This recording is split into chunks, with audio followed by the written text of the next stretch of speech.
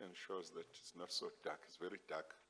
Yeah, I think it stands here, as I recall. Where is it? Why is it not there?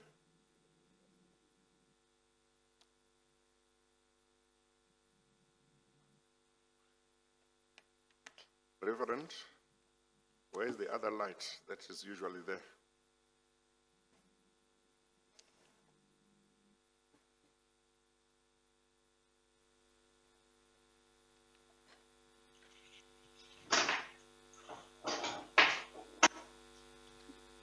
Am I the first one to notice there's a light missing?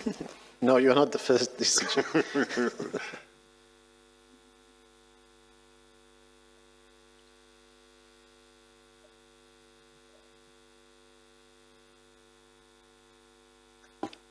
I think they might be. Yes, I thought. The explanation, DCJ, is that the light is here when there is a witness here present with us. This time around, there isn't a witness. Mr. Nicholas Linnell is.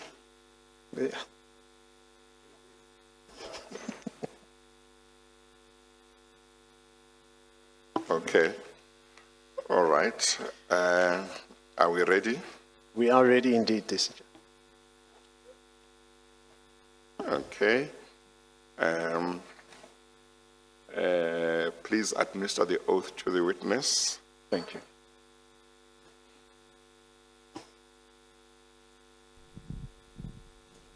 I must just say for the record, I've authorized that this witness gives his evidence via video link or whatever technology is used without being in the venue physically. It may be necessary later on to arrange for him to confirm in person in Johannesburg that his evidence that he gave via video link was true and correct. But let's have the oath administered in the meantime. Please state your full names for the record. Nicholas Hugh Linnell. Do you have any objection to taking the prescribed oath? I'm prepared to do that. Do you consider the oath to be binding on your conscience? I do. Do you swear that the evidence will give will be the truth, the whole truth, and nothing else but the truth? If so, please raise your right hand and say, "So help me God." So help me God. Thank you. Thank you, Mr. Linnell. You may start, Mr. Seleka. Thank you, Chairperson. Mr. Linnell, you can hear me? I can hear you. Thank you. Thank you. Chairperson, the bundle we are using today is Eskom Bundle 06, Exhibit U16. Well, the bundle is Eskom Bundle 06. Eskom Bundle 06, correct? The exhibit will be something else inside the bundle. Okay. Yeah, okay, all right. Well, it's already marked there on the spine. Mr. Linnell, you have been provided the bundle by way of electronic email. I have. Yeah, thank you. You'll just have to raise your voice, Mr. Seleka. Yes, thank you, DCJ. Mr. Linnell, just housekeeping matters at the beginning. Confirm with me, in the bundle we find your statement, which was submitted to the Parliamentary Portfolio Committee dated 21 November 2017. That starts on page 1 of the bundle. Are you using red numbers or black numbers? I'm using the red numbers. Thank you, DCJ. We have recently been using black numbers. Is there a reason to change to red numbers for consistency? Yeah, I've realized the different work streams arrange their files differently, DCJ. Well, we We should all use the same, because otherwise it's going to be confusing to whoever reads the transcript, because they might think we are using the black numbers, then sometimes red numbers. We should be consistent. I think let's use black numbers unless there is a particular reason Okay.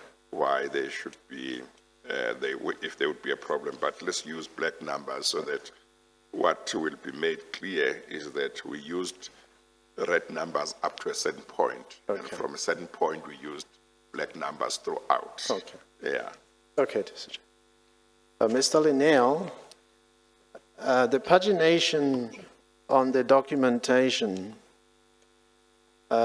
is as follows. At the top right-hand corner, there's a pagination in red, but there's also a pagination in black at the left top corner of the document. So yes, you can see that. We will, Okay. yes, we will use the pagination numbers on the left, the top left-hand corner. So that is, okay, thank you. So that statement then is on page 4, left-hand corner. Yes, I've got that. You've got that, and it is until page 12. The last page is page 12. Right. You confirm, yeah, the date of it is 21 November 2017. You see that last page Correct. at Cape Town. 21st November 2017. Thank you. Then it has your name, Nicholas Linnell, below the date. Correct. You confirm this to be Correct. yours. You confirm this to be your statement. It is my Correct. It is my statement. Thank you, Mr. Linnell. Is it identical or in any way different from the affidavit? Because there is an affidavit. Yes. I just. Or is the position that the unsigned one, which you have referred to, was used in Parliament, and then the affidavit was used for the commission? Correct, Chairperson. Oh, okay, Yes. all right. Yes. Okay, you confirm that, Mr. Linnell? Did you hear the Chairperson, Mr. Linnell? Yes, that You confirm that? is a composite of the three statements. Correct. Okay. Yes. Okay, if we could go then to the affidavit, which is on page 29.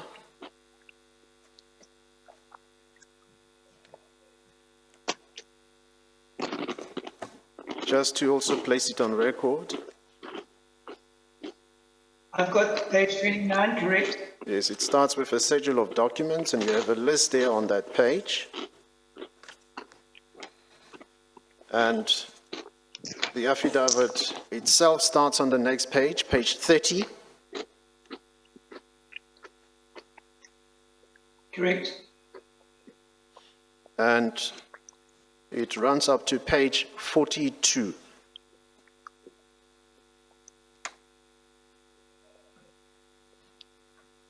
You confirm that, Mr. Linnell?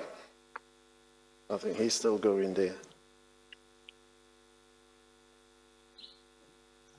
Mr. Chairman, that's correct. Page 42 is the last page of the affidavit Yeah, prior to the annexes. yeah. Thank you. Thank you, Mr. Linnell. So that you also confirm to be your affidavit before the commission. Your voice is going down, Mr. Selega. I've checked. Your voice is going down. That you also confirm to be your affidavit before the commission. I do confirm this is my affidavit. Thank you, Mr. Linnell. I'm sorry, Mr. Select, I think you asked him to confirm that this is his affidavit before the commission, but it's actually written in the Parliament of the Republic of South Africa Portfolio Committee at page 30. On page 30, yes, Chairperson. Yeah, that's where it starts, isn't it? Correct, Chairperson. It says in the Parliament of the Republic of South Africa, it Yes. says Portfolio Committee. Yes. Mr. Linnell, can you go to page 30 of the bundle, which will be the first page of your Sorry. affidavit? Page 30. Okay. Right.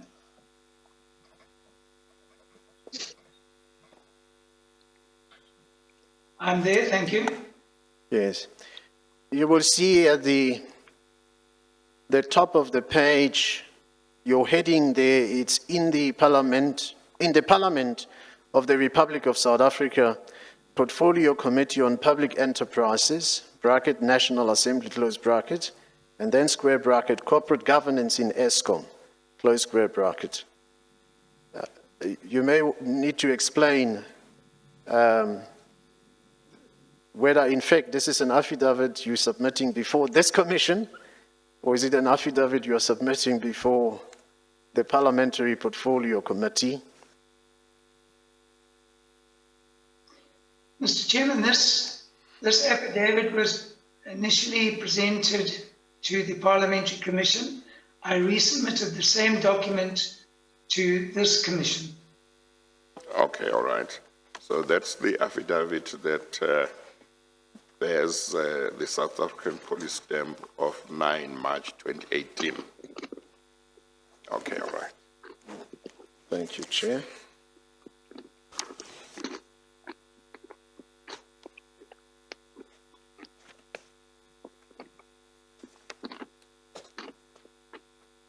There is some noise that comes through. I don't know whether it's, yeah, that noise, that sound. What is that? It's like somebody's chewing. Yeah, I think it's somebody up there. Okay, they have stopped. it has. All right. Thank you. Mr. Linnell, then you also have provided. Yeah, that's much better, the lighting. Yeah, that's much better. Thank you. Thank you, Chair. Mr. Linnell, you also have provided this commission with a supplementary affidavit, which was also the statement you made, supplementary statement, I beg your pardon, which you had submitted to the Portfolio Committee. That's on page 26.1.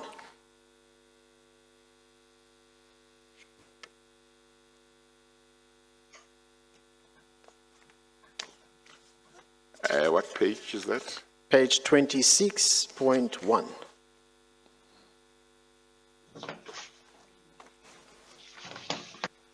Mr. Chairman, I have that. I have the same document Council is referring to, but not in the pagination of the bundle. But I have the document that he's referring to. It's titled the Supplementary Statement. Is that correct? It's dated 29 November 2017.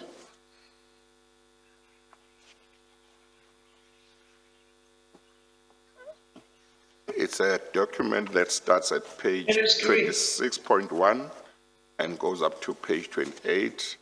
And it says at the end, at page 28, signed on 29th November 2017 at Cape Town. Then Mr. Linnell's name appears after that. You can see that, Mr. That Linnell? is correct, Chair. Yes. I've got that document. And then lastly, No, Mr. I'm, Linnell. I'm sorry. I don't want to confuse anybody. There are actually two supplementary statements. There's a supplementary statement and then there's a second supplementary statement. That's the I next. may have looked at a wrong page. The supplementary after statement starts at page 26.1. Yes. and goes up to 26.4, is that right? Correct, Chairperson. And it's dated, it says signed on the 29th November 2017 at Cape Town. It's not actually signed, but it's got Mr. Linnell's name. Okay? Yes. Mr. Linnell, you follow? I do. Both those, the three statements referred to are my statements. Yeah. Then you have what the chairperson was referring to earlier, the second supplementary statement that you found on page 27 of the bundle. It's a two-page document.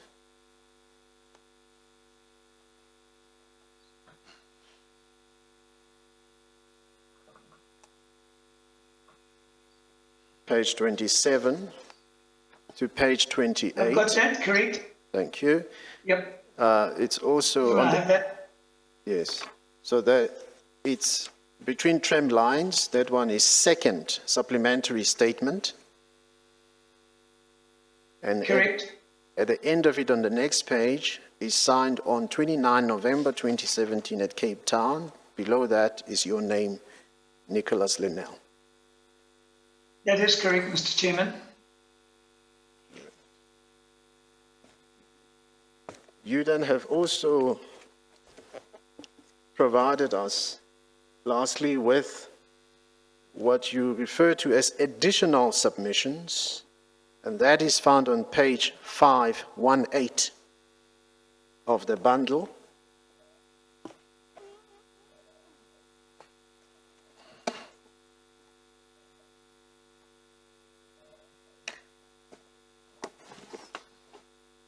Page 518.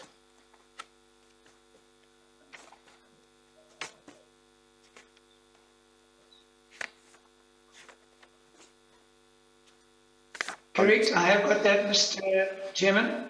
Yes, that's until page 525 of that bundle. That is correct. Thank you, Mr. Linnell.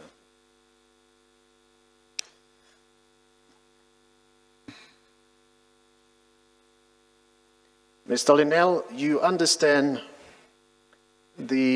having done all that, you understand the reason why you have been asked by the Commission to testify before it?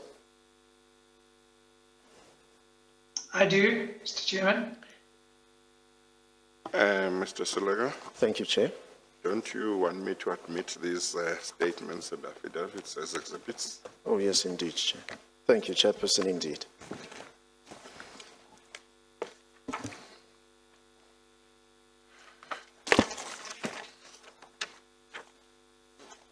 Okay, you tell me where we start and which one comes after which one. The index, if the Chairperson goes to the index, so there's item 1.1, which is the first statement of Mr. Nick Linnell.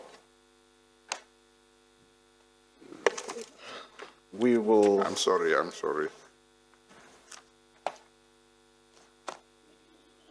Where do you say we start?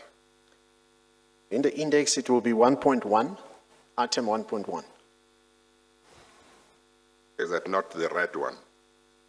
Well, the first statement by Mr. Linnell on my bundle appears at black numbers, page 4. Oh, what I'm giving the Chairperson is the item number on the index. Sorry. Oh, don't worry about that. Oh, sure enough. Just go to the actual affidavit. Oh, okay. Yes, Okay. yeah. No, that's- Once you tell me the affidavit starts on page so and so, I'll go there, I find it. Thank you, Yeah, thank you. don't worry about the index. That's on page 4, the Yes. first one, the statement. It's on page 4 to page 12. We will mark it exhibit U16.1. Mr. Linnell's affidavit that starts at page 4 goes up to page 12 is admitted and will be marked as exhibit U17.1. 16. 16, Chairperson. Sorry? 16. 16, not 17. No, not 17. Well, I was beginning to think U17 sounds familiar. Have we not used it? So it's U16. 16 years. Yeah. Okay. Yes, okay. That is together with its annexures. Together with If its there annexures? are any annexures, yeah. Yes. Thank you, Chairperson. The next one is the supplementary statement which start on page 26.1.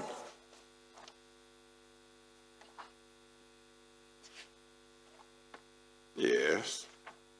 26.1 to page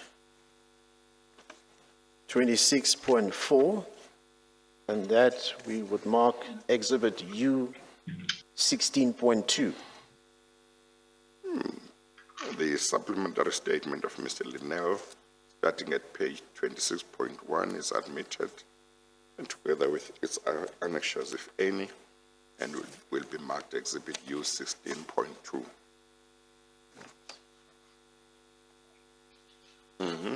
The next statement is the second supplementary statement on page 27 to page 28, to be marked Exhibit U 16.3.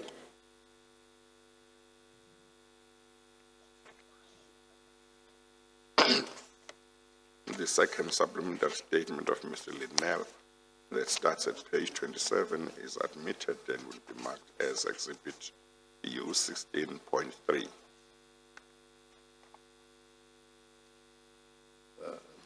Then the next is the affidavit. Chairperson.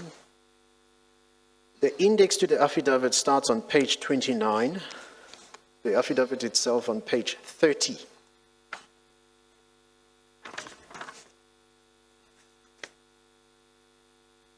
And it runs up to page 42. That will be marked Exhibit U 16.4. Did we do 3? Did we do point 3? Oh, yes, we did. Yes. Okay.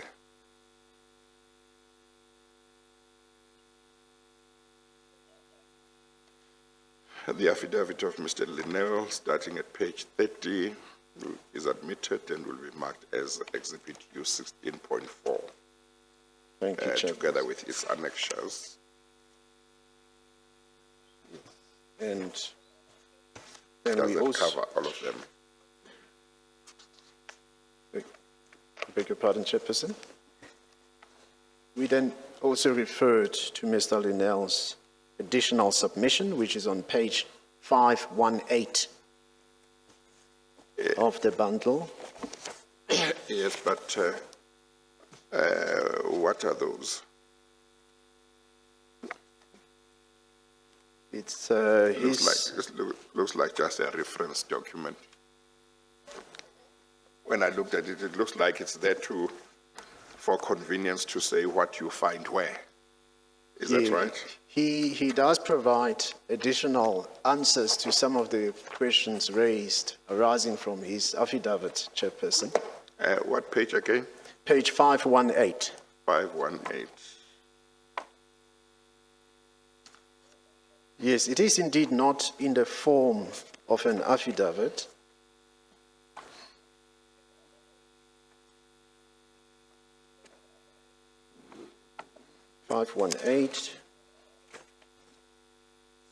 To 525. Insofar as we may refer to it, Chairperson, will be guided by the Chairperson whether we need to mark it as an exhibit. Yeah, just reflect on it. Maybe we'll see when we Yes. come to it at some stage. Thank you, Chairperson. Okay, all right, yes. Yes.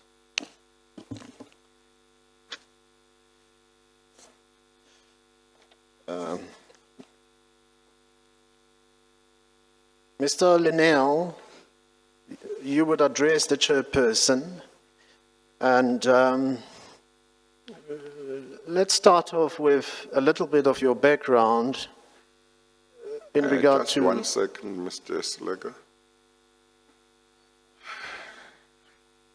I think somebody decided they are going to go on strike today. I mustn't have water here. I can give the DCJ mine, it's not... No, don't worry. I'm sure they'll organize. Okay, all right. Yeah. Let's continue. Thank you, Chair. Mr. Linnell, we will focus mainly on your affidavit, and let's start by you telling the chairperson a little bit of your background in regard to your qualification and what you do.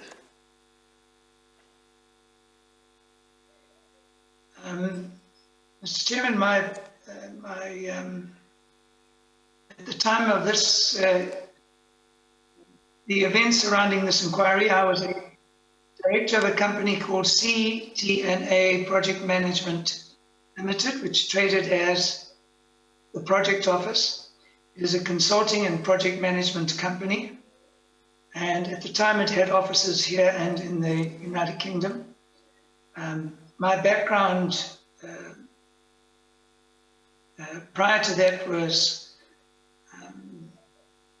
many years ago, I practiced as an attorney in Zimbabwe, and subsequent to that, I worked in the corporate environment in South Africa. I hold a BL LLB degree and a BComs honors degree. And during the time of this incident, I was a consultant with the Project Office. Yeah. Were you admitted as an attorney in South Africa, Mr. Linnell? No, I'm not.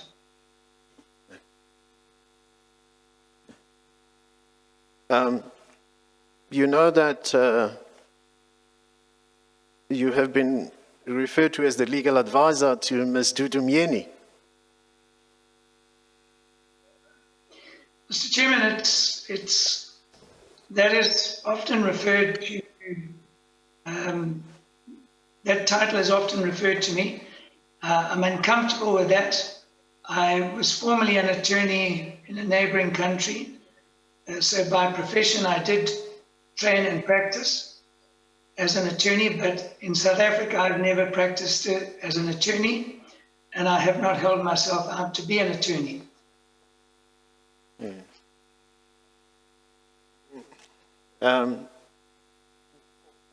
Coupled with that, we understand that at your introduction to the board members of Eskom, you would have introduced yourself as a lawyer, or that you were a lawyer, at least, at the very least. Mr. Chairman, that is correct. I think the narrative was that I was a lawyer by profession, or professional training, I think were the words, but that was followed by the statement that I am a consultant, and that is the capacity in which I appeared before the committee, or the board. Now, relative to the events you alluded to earlier, which your testimony is really about, could you tell the chairperson when you were first contacted in regard to what was said to be the establishment of an inquiry at Eskom, and who first contacted you in regard to that? Mr. Chairman, it was on the morning of the 6th of March, 2015. I received a call from Ms. Dudu Myeni. She at the time was the chairman of South African Airways, at which organization I was doing a similar project. She asked me to urgently attend a meeting with the president, or the then president of South Africa, in Pretoria. As a result of that, I flew to Pretoria that same day, and I met Ms. Vianney at the presidency around midday.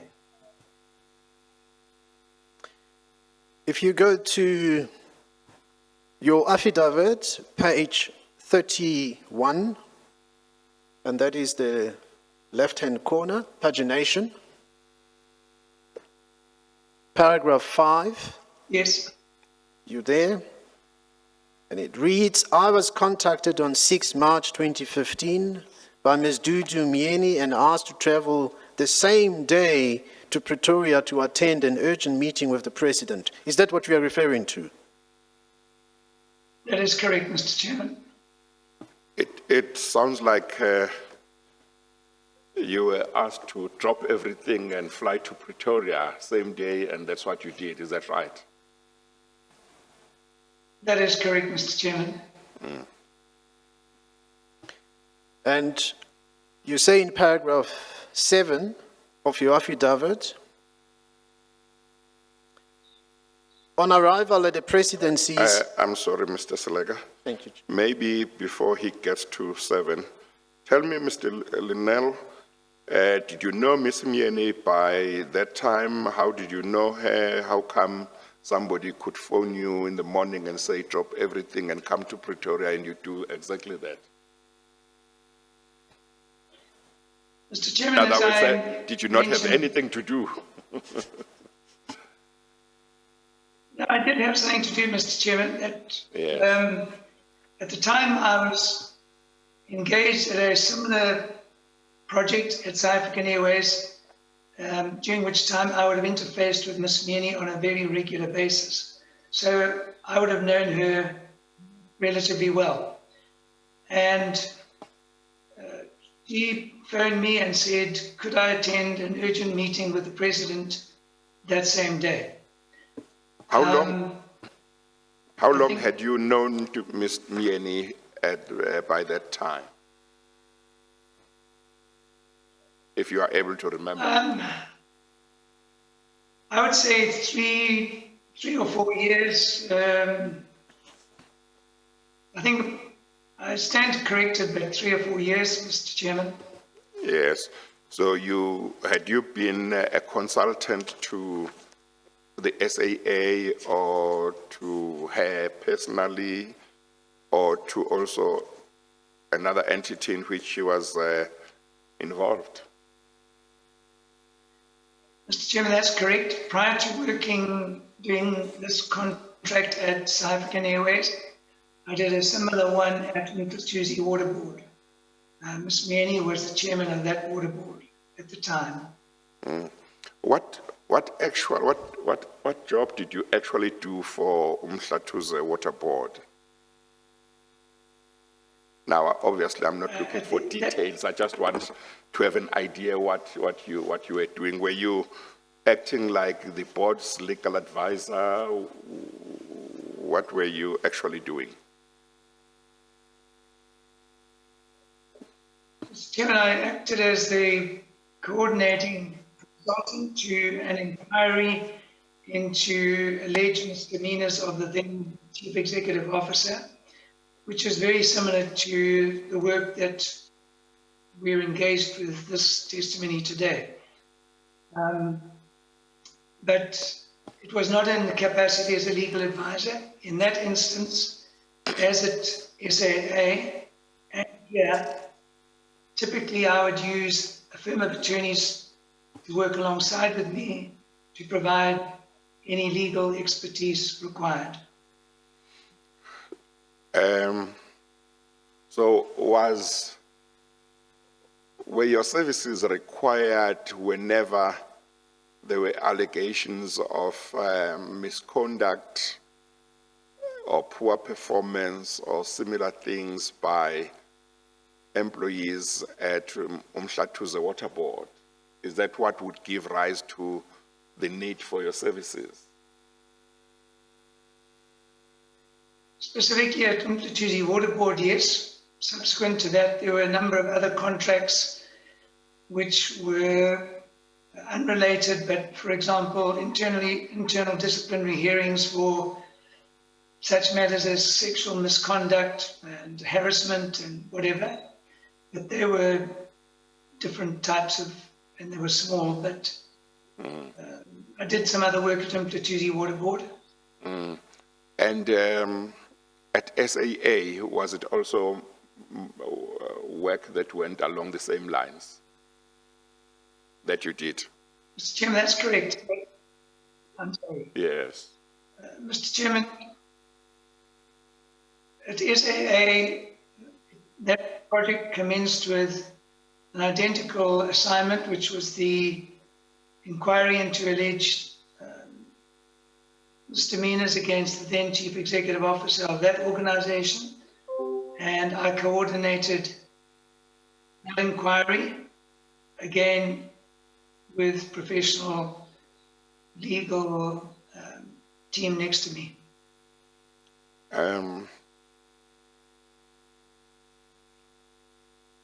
So you would have begun to do some work for SAA or Ms. Dudumieni at SAA around what, 2013, 2012? 2011 or thereabouts? I think, Mr. Chairman, I think it was 2014. Yes. I stand corrected, but it might have been the latter part of 2014. Yes. And then at the water board would have been much earlier, would have been earlier than that. I think that started, Mr. Chairman, about 2 years earlier. Yes. And then there was a gap in between. Yes. Now, I'll ask you a question that might relate to something else that you are not going to testify here about. But I had a lot of evidence last year about the dismissal of certain managers or senior people at SAA, and I think it was around 2014, if I'm not mistaken, 2015. One of them was Miss, I think, Tulim Mshe, if I'm not mistaken. Another one was Dr. Dawa. Would those people be some of the people in which in respect of whom your services had been utilized? Not directly related to the dismissals, Mr. Chairman, but I was aware of both instances. Yes. I interacted with Ms. Mpeshe and I never interacted with Dr. Dawa. Yes. But I was aware of both instances, but I was not directly engaged in that. Involved. Okay. All right. Mr. Selega? Thank you, Chairperson. At least now we know how and when he got to know Mr. Dumien and what it was about. Yes, Chair. Yeah. No, let's thank continue. you, Chair. And Mr. Linnell, I don't know whether you are aware that it has been reported that you and Mr. or Mrs. Ms. Dudumien is Mr. Fixer. Were you aware of that? Mr. Chairman, I've seen reference to that being repeated ad nauseum. Yes, correct, Mr. Chairman. And were you the fixer for Mrs. Dudumieni? Do you understand what the concept means? Mr. Chairman, I think it's an unreasonable association or narrative to put to it. In the context that I was engaged in a number of instances where things were fixed in the proper sense, then that might be fairly attributed. But the narrative itself is probably unreasonable. And I should have asked this question earlier. How did Mr. Dumien come to know you or know your services Was it through some advertising that you did, or you made a presentation and to SAA or Mhlatuze board? Because I see you live in Cape Town, and Mhlatuze board is in KZN, and SAA head office is in Joburg.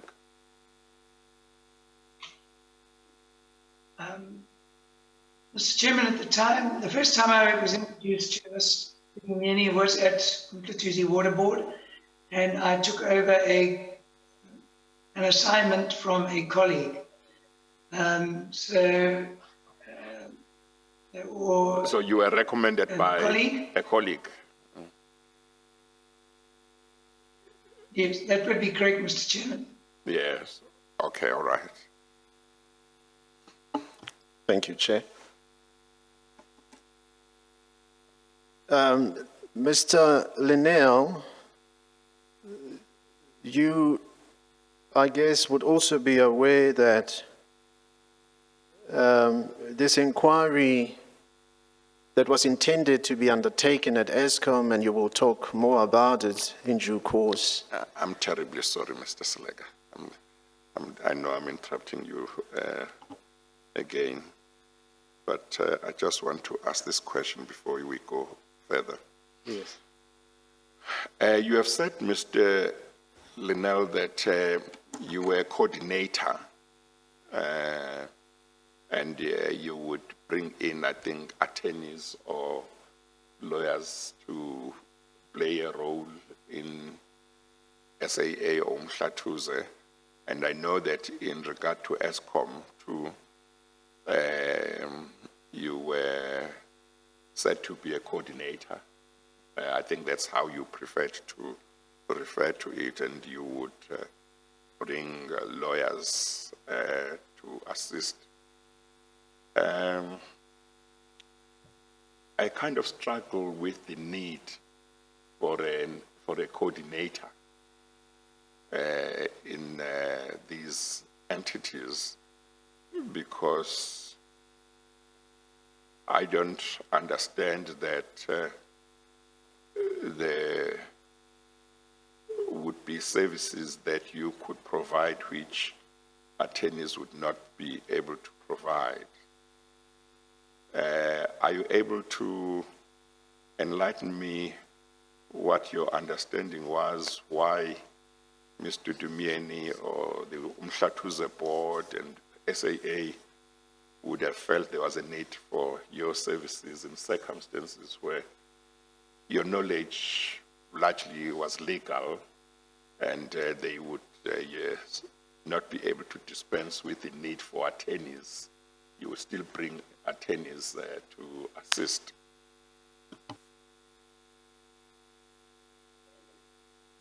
Mr. Chairman, I think the role which I provide is distinct from what they do. My experience, and the experience that I would propagate my services for, would be to provide an independent oversight of an inquiry of that nature. My experience is that in any investigation, it becomes not myopic, but it has a particular target or identity and direction. And the services that I offer would provide objectivity, it would question, it would request different angles to be pursued, it would interpret the answers given. And I think in each of those instances where I've worked with those professional organizations, they would have valued, and they do value, I think, those added value services. They are different, but they do add something to the top. Mr. Selega. Thank you, Chair. I must just say, I would need a lot of persuasion to accept that there was a need, but let's go on. Yes. Yeah, thank you, Chair. Chairman, with permission, may I follow that? Sorry? May I follow that, Mr. Chairman? Yes, yes. Mr. Chairman, I think there's a very distinct role that that service is. In every instance, and the verification of that could be with the people I've worked with, it does provide an added value service. It does question, it does seek different paradigms from it. It questions, it enables you to interact with the forensic people and the attorneys. And it is not only in SOEs that I provide that service. In a sense, it's part of providing project management services, which my company is better associated with. So it's not limited to the perception that we might have in this instance. Yes, continue, Mr. Slager. Thank you, Chairperson. Mr. Linnell, just on that line again, you would have seen in your bundle the interview conducted with Paul O'Sullivan. And I want to just read from a page in regard to that interview, which is page 545.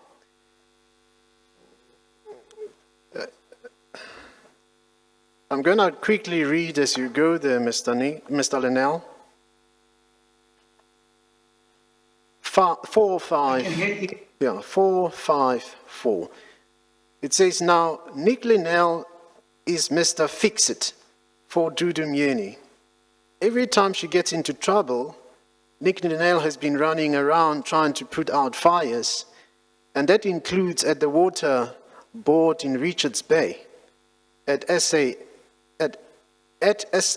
Airways, and as we now know, here he's been assisting her in bullying the chairperson of Eskom, and he pulled it off.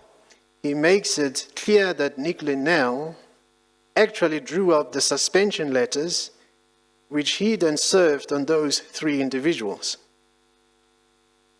You want to comment to the chairperson on this?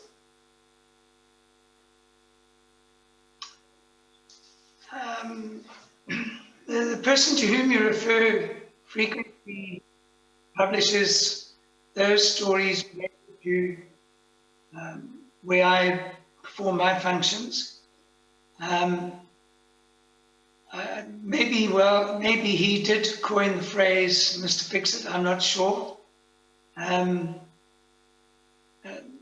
But certainly I have performed services, amongst others, for Mrs. Dudu Myeni at state enterprises where she has been a functionary. So that is correct. To the extent that I solve or fix problems, if the brief is to perform a service, I would hope and expect to do that. That would be correct. So it would be correct when they say every time she gets into trouble, Nick Linnell has been running around trying to put out fires, and that includes at the water board in Richards Bay, at SA Airways, and as we now know, are they referring now to Eskom? Mr. Chairman, that's a personal narrative of the individual who states that. If you took it in isolation, it is correct that I worked at Mthuzi Water Board, at SAA, and again at Eskom. So if that would be interpreted as following her around and fixing problems, to that extent it would be correct. But that is not the right narrative to put on the functions that I perform. Yeah. We will come back. Mr. Chairman, they purport to convey a meaning which is not correct. We will come back to the Eskom matter. Further on that same passage, on that same page, the 2 persons are talking in the interview. You say he's not a lawyer. What exactly is he, apart from being a Mr. Fix-It? Then the response is he was a lawyer in Zimbabwe. At that stage, it was Rhodesia. And he in fact, was a magistrate in Rhodesia. Is that correct that you were a magistrate? That is correct, Mr. Chairman. I see. Now let's go back to the date, the 6th of March, 2015. You are called by Ms. Dudu Myeni, as you say, to go to the President's residence in Pretoria. And tell us then, you did go there, is that correct? I did, Mr. Chairman. Could you just remind me which page are we on? That is correct. Indeed, I will do so, Mr. Linnell. That's on page 31.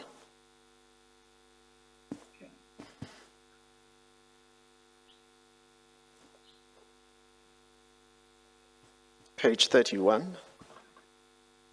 Yeah. Yes, Mr. Chairman, the question was, after that, Yeah, I think you arrived at the presidency, and what happened? On the 6th of March 2015.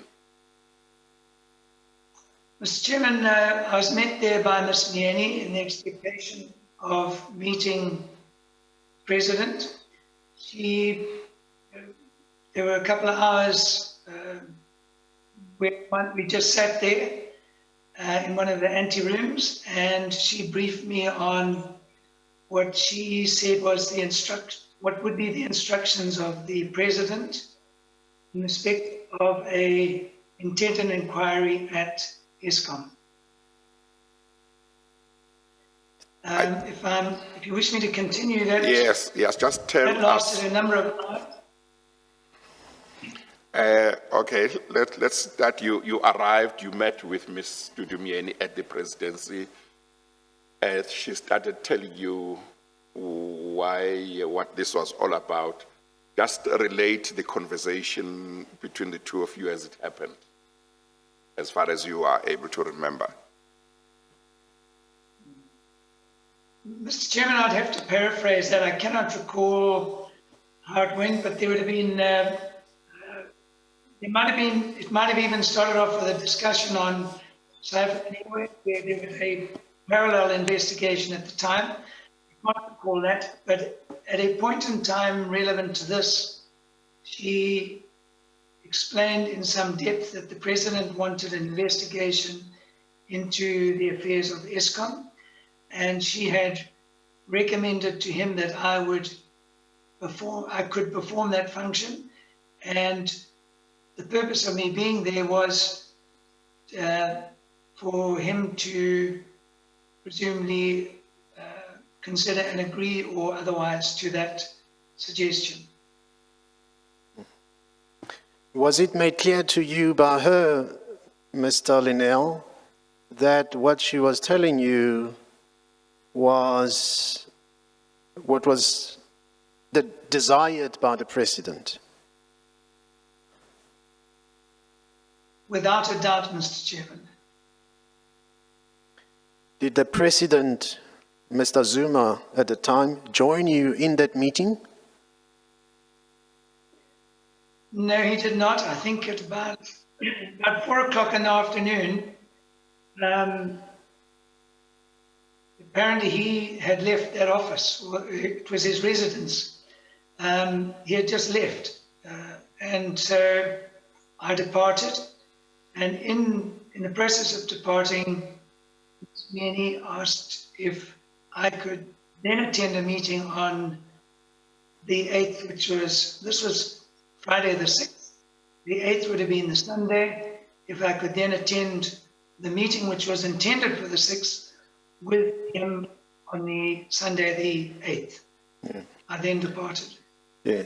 Just before we move on, let me ask you this. On the 6th, you meet with Ms. Myeni, and you're meeting with her at the President's residence in Pretoria. Is that correct? I think at the That is correct. were you meeting her at the President's residence, or at the president's offices at the presidency. I think the presidency are the offices, the official, the residence, I think is something else.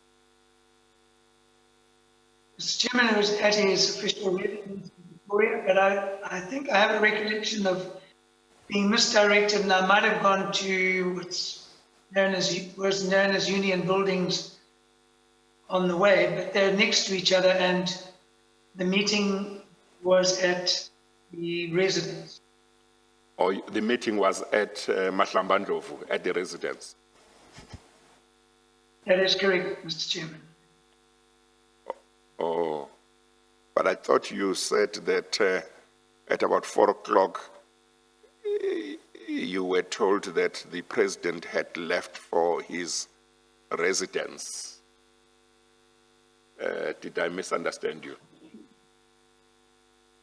No, that's correct, but as I understood it, he left for his residence in KwaZulu-Natal. So he was at his residence apparently when I was there, but he wasn't in the rooms that we were waiting for him at.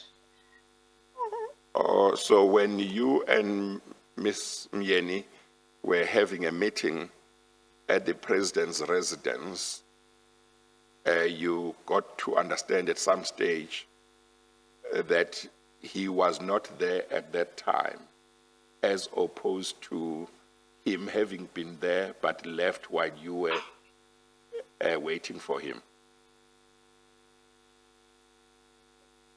When I arrived there, Mr. Chairman, my understanding is he was in residence and in meetings, and during the course of the time that I was there was always the expectation that one would be summoned to see him at any moment.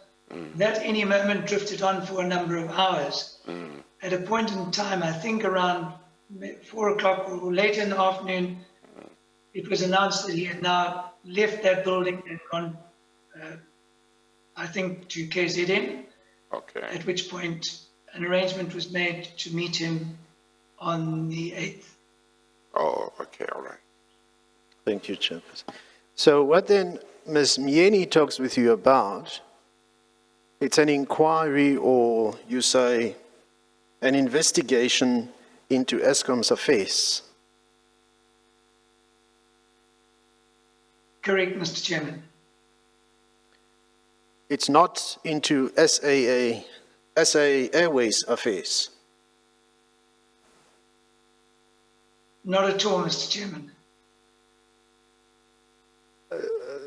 Did she mention anything about the suspension of the executives at Eskom in this meeting?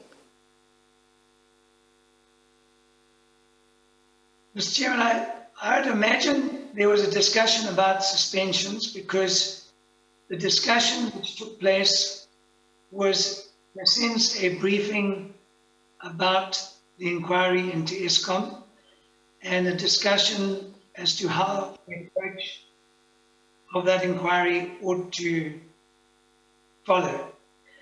So when I left there at 4 o'clock, in my mind, it would have been part of an approach that the top executives would be proposed that they would be suspended during the inquiry. Now, during your conversation with Ms. Myeni, did she tell you what problems Eskom was facing that needed to be dealt with? Mr. Chairman, yes, there was quite a bit of background information provided.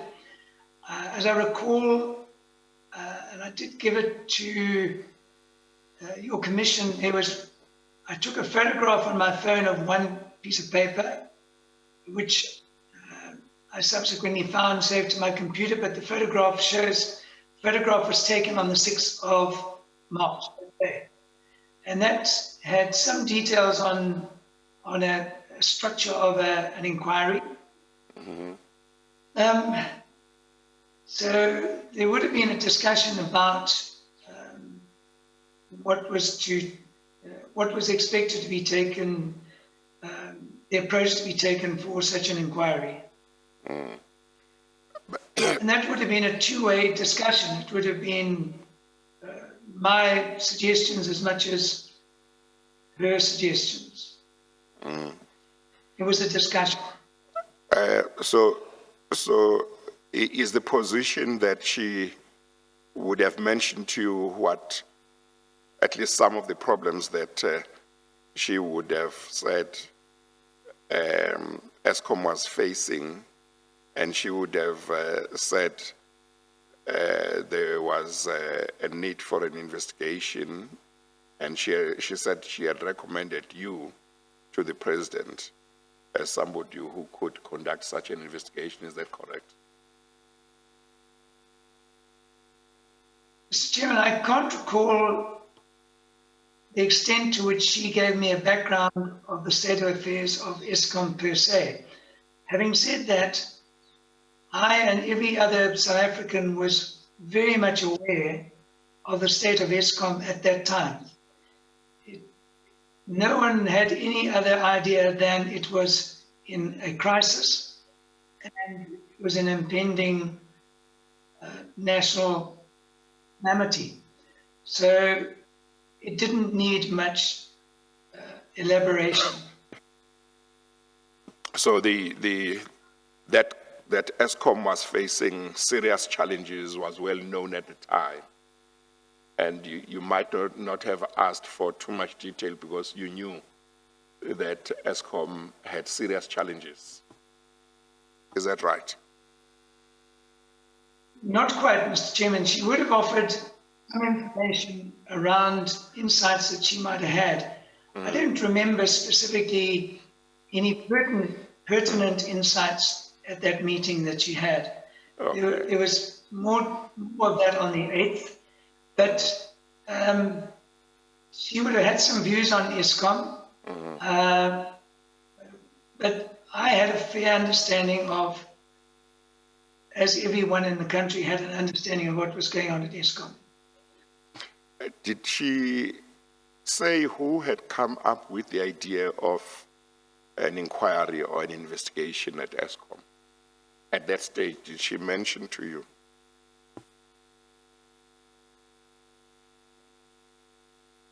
I cannot remember the words, but there was absolutely no idea, no other idea than she had been asked to broach this by the president.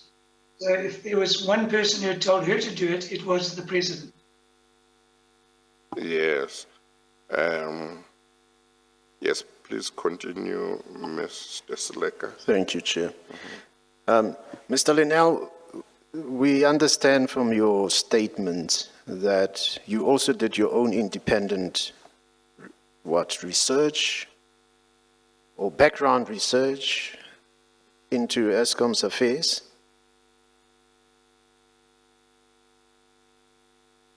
I did. I started doing some research that evening and into the next day on the Saturday the 7th.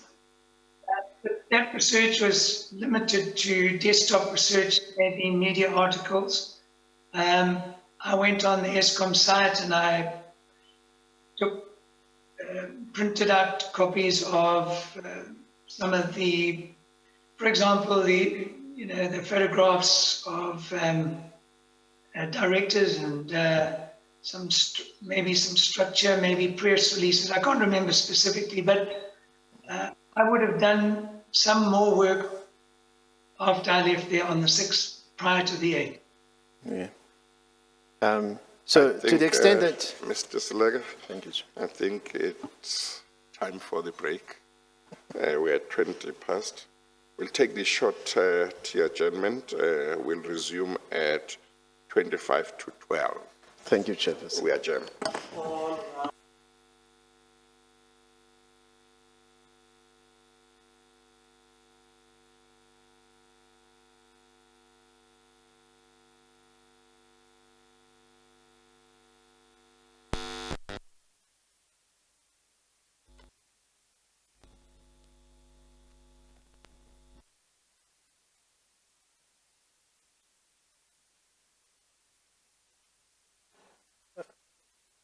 Take a body break, Mr. Nick. Okay, we can't hear him. Take a body break. Body break, okay. Yeah, until 11:35. Until 11:35. Okay, Okay, all right, done. thanks. Thank you.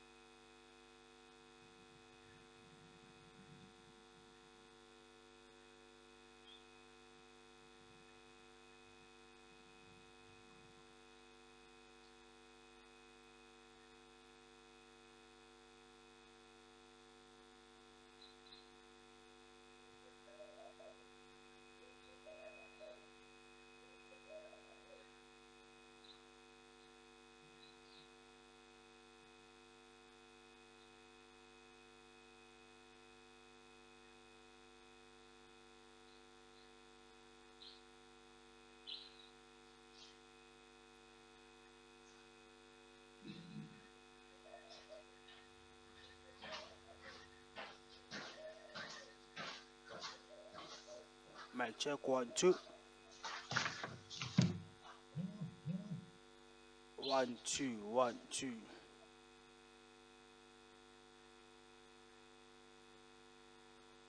Mic check 1 2 3 4 5 6 7 8 9 10.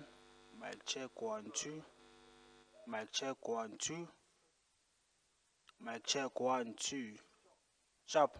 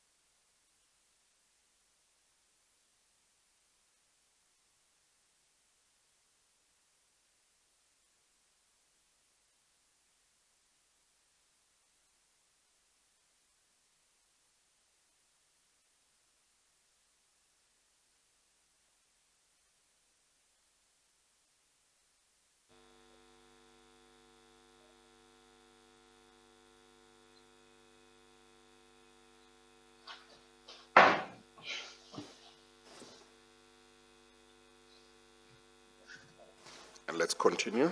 Thank you, Chairperson. Mr. Linnell, you can hear us? I can hear you, Mr. Chairman. Thank you. Just before the adjournment, you were talking about the desktop research that you did.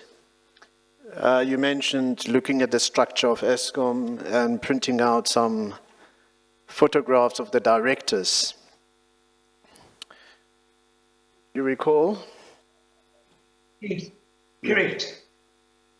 Would you have done that? That is correct. Yeah, thank you. Can you explain to the chairperson, were you doing that having in mind to identify who should be suspended? Not specifically. I was trying to gain an insight into company, people. It was a general research thing, but it wasn't with any particular thought. I was conscious of what would be my proposal to suspend the top executives, but that wouldn't have preoccupied the research. The research was to try and get a better understanding of the entity and who was who. Okay, so we're getting ahead of ourselves, but let me ask you the question because of talking about the executives. In your supplementary affidavit,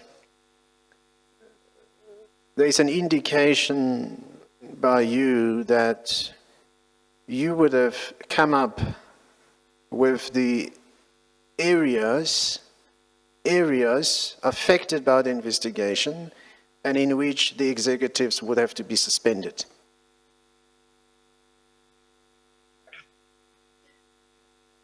Not at the stage on the 6th or the 7th. So on the 6th or the 7th, I would have been conscious, whether it was by suggestion or my own intuition, that if one was going to investigate entities such as Eskom with the allegations that were apparent at that time, I would propose that the key players were removed as a precautionary suspension during that investigation. Okay, so that would be my belief. Thank you, Mr. Linnell. So that exercise you would have done after, in days following, shall I put it that way? Correct. Okay. After the 6th. Yes, thank you. So going back to your affidavit, on the 6th, you say the president didn't meet with you in that meeting. You understood that he had left for his residence in KZN. Can you take the chairperson from then on to how the next meeting was arranged? When I left the presidency on the afternoon of the 6th, I was already, it was already clear in my mind I would be traveling to Durban on the 8th to then meet him. So effectively, what I thought was the purpose of the meeting on the 6th was postponed and transferred to Durban on the 8th. And you would have understood that from Ms. Dudu Myeni. That is correct, Mr. Chairman. So this meeting on the 6th, apart from you and Ms. Dudu Myeni, there was nobody else who attended the meeting. There was no one else, Mr. Chairman. Apparently, you had a discussion with Mr. Zolatsotsi on the 6th or on the 7th, is that right? Mr. Chairman, my first awareness of Mr. Tsotsi would have been on the morning of the 7th. I either was given his telephone number or he had my number and phoned me. And it was clear that he was also then going to be at the meeting on the 8th. And I asked him during that meeting if he could obtain the key company documents that we would need if we were going to have that meeting on the 8th, which he undertook to do. At the meeting of the 6th of April, at the President's residence between you and Ms. Myeni, had Ms. Myeni mentioned Mr. Zolatsotsi, the chairperson of the Eskom board, in any way? Or is that something you can't remember? Not to my recollection, I don't think his name was mentioned. Yes. Not that I can recollect. Okay, all right. Please continue, Mr. Slager. Yes. Thank you, Chair. Mr. Linnell, the conversation with Mr. Tsotsi, how would it have come about? If mention was not made of him. Sorry, if mention was not made of him in the meeting on the 6th, how would your conversation with him have come about? I can't remember, Mr. Chairman, but what I do recall, simply because at the time I was able to go back and look at my phone records, I had a telephone conversation with him on the Saturday morning, the 7th. I didn't recall that, but my telephone records demonstrated that. So from that moment, I had to try and work out what had been the conversation. Bear in mind that I was only reflecting on this maybe a year or so later. It wasn't relevant at that time to think about that. So I was having to recollect when was my first engagement with him. Is it apparent? I haven't got any other notation. Sorry. Is it apparent from your telephone records who initiated the call? I can't recall that, Mr. Chairman. The process I adopted is when this issue became an issue, I needed to go back and work out what had happened. And the only way I could do that is look for source information on my computer and on my phone. And that is the reason I was able to find the photograph which I'd taken on the 6th and subsequently transferred that to my computer. So much of my early recollections of this was taken from trying to find out a starting point and work back from then. Yes. So what was your conversation with him about?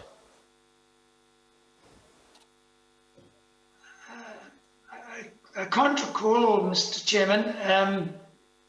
Certainly it pertained to me requesting copies of corporate documentation, which I asked if he would bring to Durban. So I was aware he was coming during that conversation to Durban.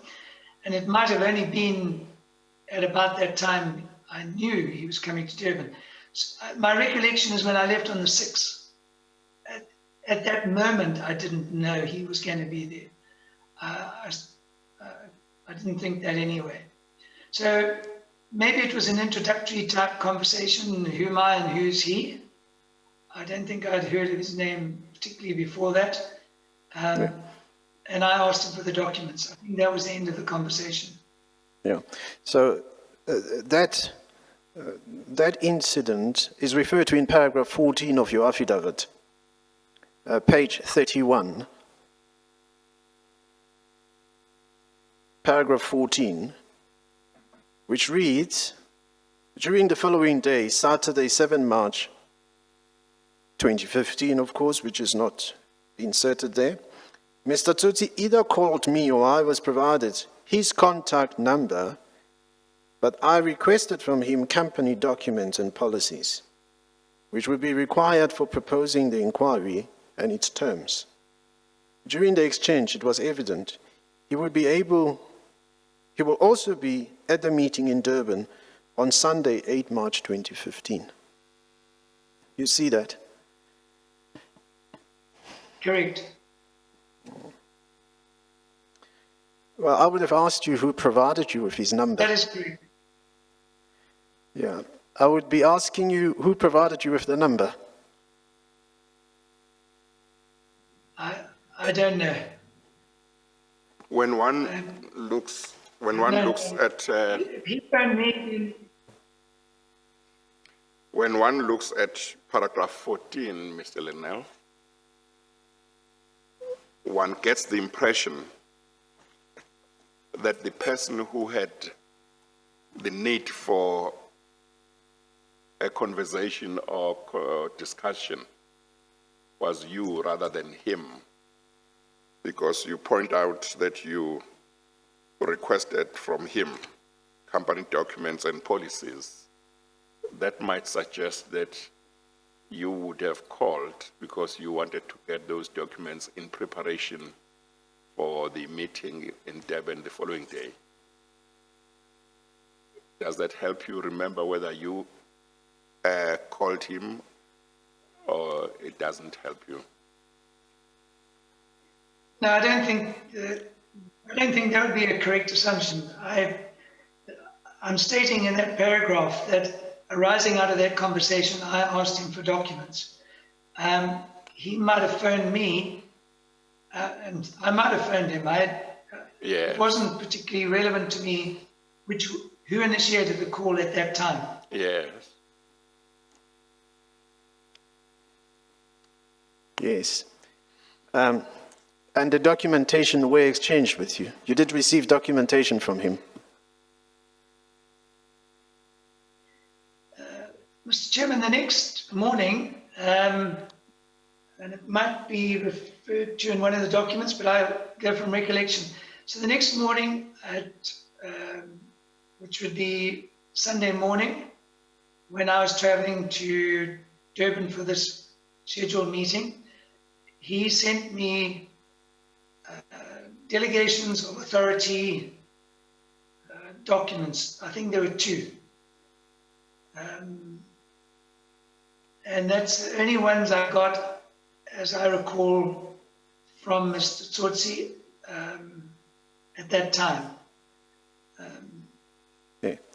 Okay, just to assist you, Mr. Nick Linnell, we have emails sent to you on page 530 and 529 by email dated 8 March 2015. What is the page number? Page 530, which is the first email, according to the timestamp, and then page 529.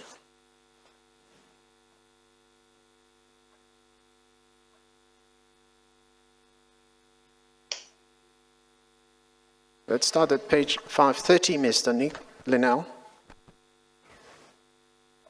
I'm just getting there, Mr. Yes. Chairman, I'm nearly ready. It's all right. I can carry on because I recollect the Yes. documents?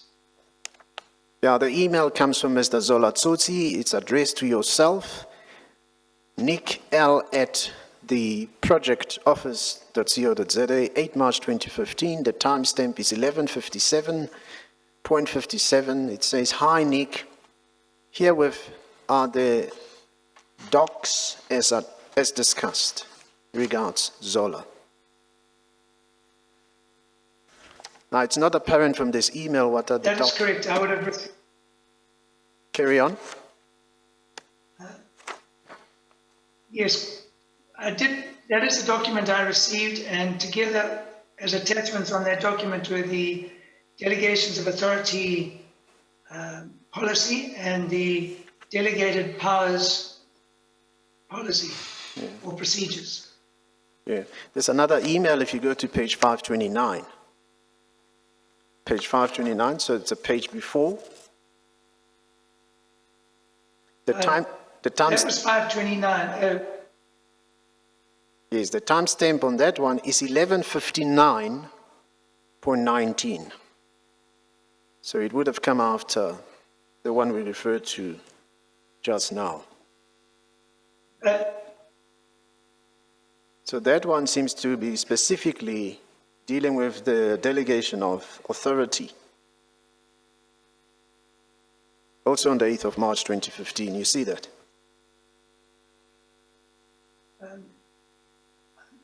I'm looking at page 531. Am I on the wrong page? 529.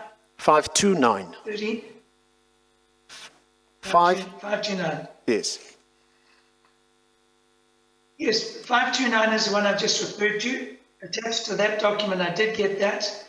And it had the delegations of authority and delegated powers attached to that email. I received that. Yes. If you could please go back to page 530. 530? Yes. Where the email simply says, "Here are the docs as discussed." You were there? Yeah. Yeah, I believe I received that email and there's no attachments. Yeah, that's what I was going to ask you There's no about. Sorry? I say that's exactly what I was going to ask you about. I believe I received that email, but there were no attachments. Thank you. Shall we move on then to the meeting on Sunday, 8 March 2015? Were you traveling from Cape Town to Durban? From Joburg. That is correct, Mr. Chairman. Or was it I'm from sorry. Joburg? Cape Town. Oh, did you go back to Cape Town on the 6th? That is correct, Mr. Chairman. Oh, okay. I don't know why I thought you traveled from Joburg to Durban. Okay.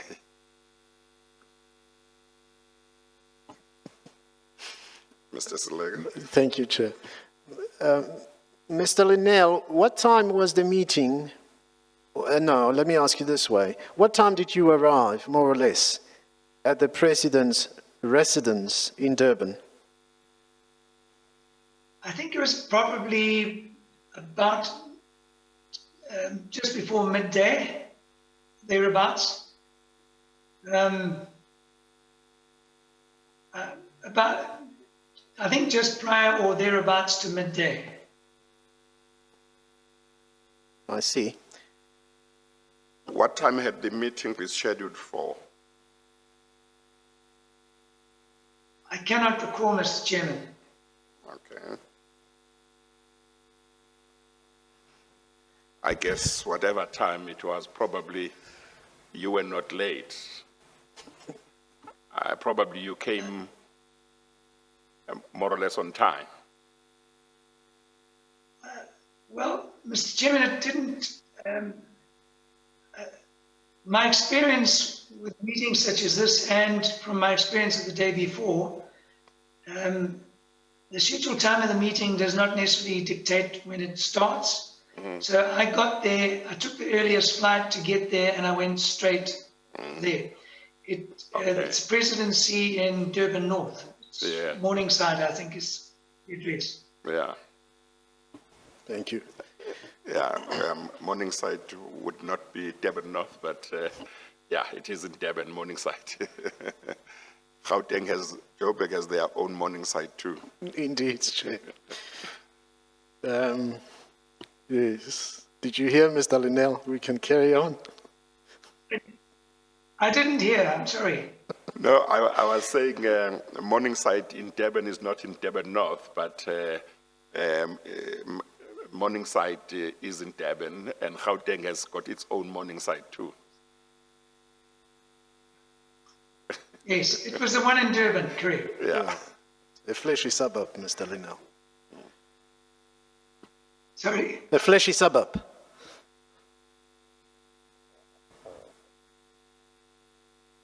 Oh, you I can. missed that. A fleshy suburb. I can't hear that. He says a fleshy suburb. A fleshy Oh, a suburb. flashy subject. Yes. Mr. Chairman, to digress, the house is not a flashy state property. Oh, okay. Well, I hope you're going to hear me. I'm carrying on. When you arrive at the president's residence, who do you find there? To my recollection, there was Dudumieni, Mr. Tsotsi, Mr. Dudumieni's son, Talenta, and another gentleman whose name I recollected or discovered later called Jabo. So that was the group that met. Yeah. Did you go right away into the meeting upon your arrival? Did I, sorry? Did you go right away into the meeting upon your arrival? We went straight into the meeting on my arrival. I recollect it was just in one of those ante rooms, and everyone congregated in that room, and then it followed a discussion. It wasn't a formal, I think it was like a lounge. Was the president a part of that group upon your arrival? He was not. No, Mr. Chairman. So when you arrive at the president's private residence, who welcomed you? You said private residence. Just to clarify that, I think it's official residence. Oh, yeah, Was it the official residence, Durban official residence? Or was it a private it is. residence, It is, or you it don't is- know? It is a state house, correct. State House, Oh, okay. I beg your pardon. It is a state house. I think Ms. Nieni welcomed me, and she was the coordinator of that meeting. Yes. And when you say that, Mr. Linnell, namely that she was the coordinator of that meeting, you must be quite clear what you're talking about, because you know what a coordinator does, isn't it?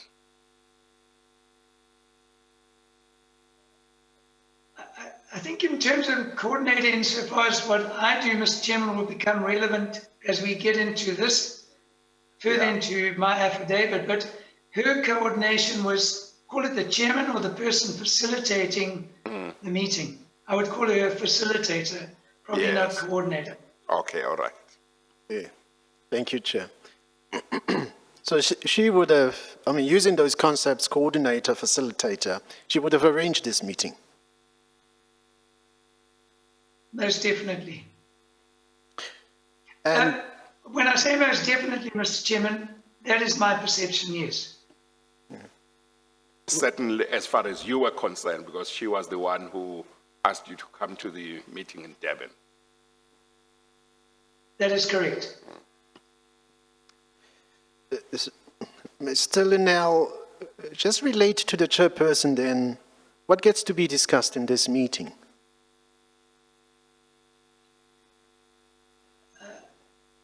It was, my understanding in advance was to discuss the details of the proposed inquiry and to meet the president with regard to discussing the proposed approach to it. So it was to meet the president, but it was also to meet and discuss what you were going to say to the president. Yeah. So this time around, you went into the details of the inquiry. Is that correct?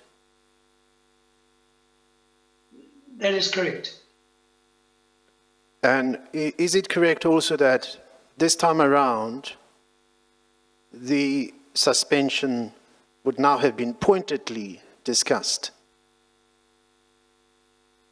That is correct.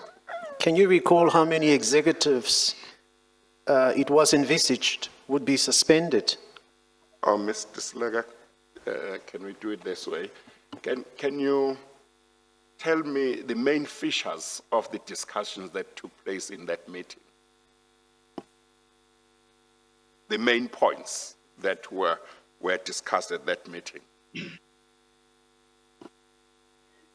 Mr. Chairman, I think to start off with, there was further discussion about the state of Eskom, and to my recollection, Jabu had some documents, one of which I saved to my computer on that same day, and I provided the commission with that document, and that related to that document. That was one document, but there was discussion around some documents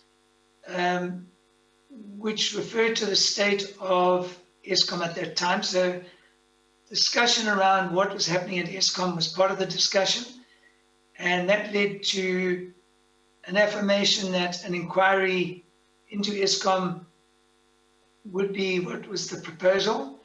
And from that moment, we went in to discuss in the same session what the proposed approach would be to that inquiry, with the expectation that this would be put to the president for his assent. So the discussion was that there would be an inquiry at Eskom, and that this would be put to the president. Is that right? That is correct, Mr. Chairman. Yes. And If I might mention, Mr. Chairman, it wasn't so much a gathering to work out a proposal to propose to the president. It was, the expectation was, make sure that the proposal we give the president fits his expectation. So it was preparatory to discussing it with the president, rather than as a discussion just to have an inquiry and then let's put it to the president as a sequel. It was preparatory to a meeting with him. I see you don't mention any suspension of executives when I ask you to tell me the main features of or points of that conversation. Is that because there was no discussion about the suspension of certain executives? Mr. Chairman, there was definitely an extended discussion about suspensions. That would have started with the principle of suspensions and why that was a good approach. And then it would have been given that suspensions were a good approach, which functionaries would be the appropriate people to suspend, that being premised on the heads of those departments, which one would be looking into. And subsequent to that, and I think it was part of that same conversation, the names of those individuals in those positions would have been provided. But it started off as saying there has to be an inquiry. Inquiry needs to have the people in key positions set aside for the duration of the inquiry. Which functionaries should that be? And then finally, who are those functionaries? Yes, so why didn't you mention the suspensions as having been discussed as well earlier on? Did I not do that, Mr. Chairman? You didn't, that's why I asked you, and yet I think it's such an important item. You didn't mention it, that's why I asked you whether the reason why you didn't mention it was because it was not discussed.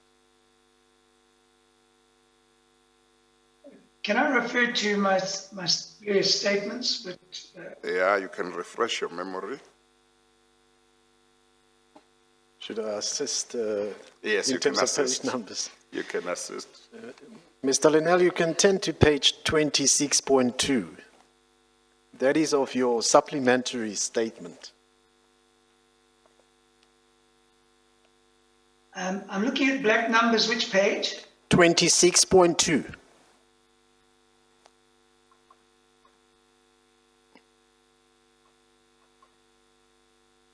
Paragraph The 12. black number? Yes, Oh. black numbers, we'll be referring to the black numbers all the time.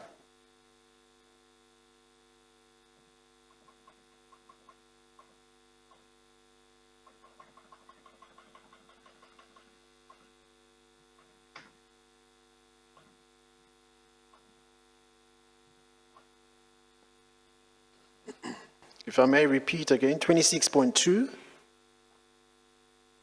Page 26.2. Yes, paragraph 12. Oh. Yeah, sorry, I've got a hard copy of that document. Oh, that will be page 2 of it. Page 2 of that document. And I'm looking at paragraph 12. It reads suspensions. Thank you, Chairman. Yes, paragraph 12 reads, suspensions were considered during the meeting of the 8th of March. Precautionary suspensions would have been a standard approach that I would have considered. I would have considered key areas of the business that the inquiry would focus on, and also whether any particular and anyone in particular in those areas may have had the propensity to interfere or have such a presence as to create the perception of potentially impeding the investigation. So thank you, Mr. Chairman. I did mean to mention it. It is in my statement that we discussed suspensions. Okay. Now, in this meeting, do you remember what points you might have, what important points you might have made yourself during that discussion, and on what issues they related to?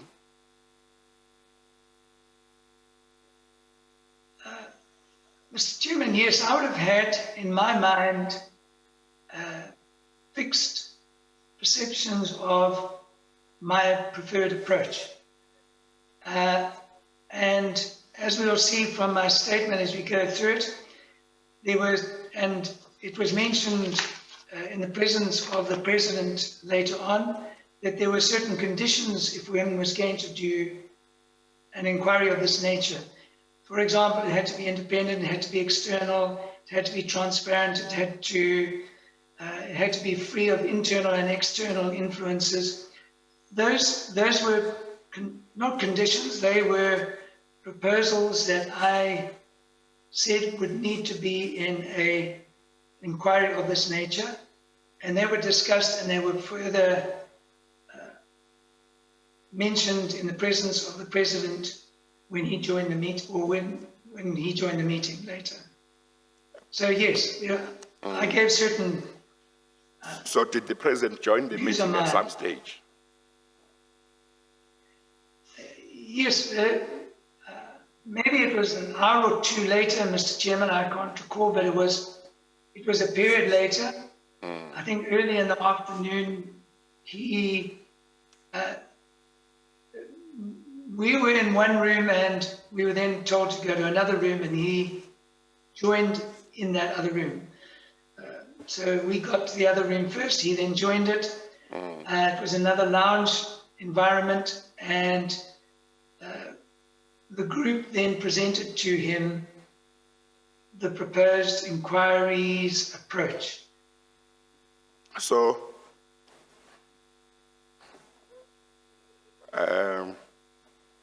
it looks like there were two meetings, the one without the president in one room and another meeting in another room with the president, but discussing the same issues.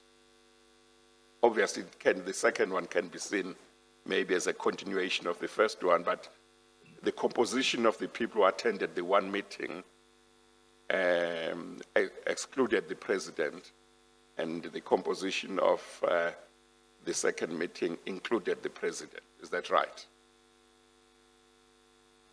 That is correct, Mr. Chairman. So he was added to the second meeting, but it wasn't so much a continuation. It was, first meeting was to Like a caucus? agree a consensus that would inform him what was going to be proposed. So he wasn't involved in a discussion as much as this is what is proposed, and he asked a limited number of questions, as I recall, and then he agreed, and that agreement included agreement that each of the people in that meeting needed to do certain subsequent steps thereafter. Okay, just to separate, let's finish off with the meeting without the president. So what was the conclusion of that meeting that did not involve the president? That there would be that it would be proposed to the president that there would be an inquiry, that I would coordinate that inquiry, that it would be an in-depth inquiry and all the things I've just mentioned, and the Transparency. top three executives would be suspended. And if I might further add that all this was context on the basis that the proposals included that the president would be asked to seek the agreement or consensus with the minister. The chairman would seek the support and agreement of the board. And in addition to that, it would require the approvals as necessary of the Minister of Finance. Yes. Now, at that first meeting, you said the people who attended were yourself, Ms. Mieni, Mr. Zolatsotsi, Ms. Mieni's son, Talente, as well as another man you referred to as Jabu. Is that correct? That is correct, Mr. Chairman. In that meeting, you said that Ms. Mieni played the role of, I think, chairperson or facilitator. Is that correct? That is correct. Well, it was an informal meeting, but Yeah. he was. The Yeah. meeting centered around, she was the person who was directing the discussion, or not really? That is correct. Yes. Now, you did speak at that meeting, did you? I did, correct. Yes, yes. And did Mr. Zolatsotsi also speak at the meeting? At that meeting? He did, yes. Did Correct, Mr. Chairman. Talente speak at that meeting? Not to my recollection. And did, I'm not sure what he was there for. yes, but did Jabu speak at that meeting as well? Very much so. I think he would be in the source of a lot of the information. Yes. Now, did you end up finding out what his surname was, Jabu? Or did you not get to know that? I don't recall ever asking who he was, other than I was introduced to him by name, but after that I did not recollect his name. Yeah. I only recollected his name when I was looking at the documents. But my perception during that meeting of who he was maybe incorrectly, but like the Secret Service. He had very incisive information about Eskom, which to me would have been someone who had internal knowledge of Eskom's workings. Now, But when... that was just a perception in my mind. Yes.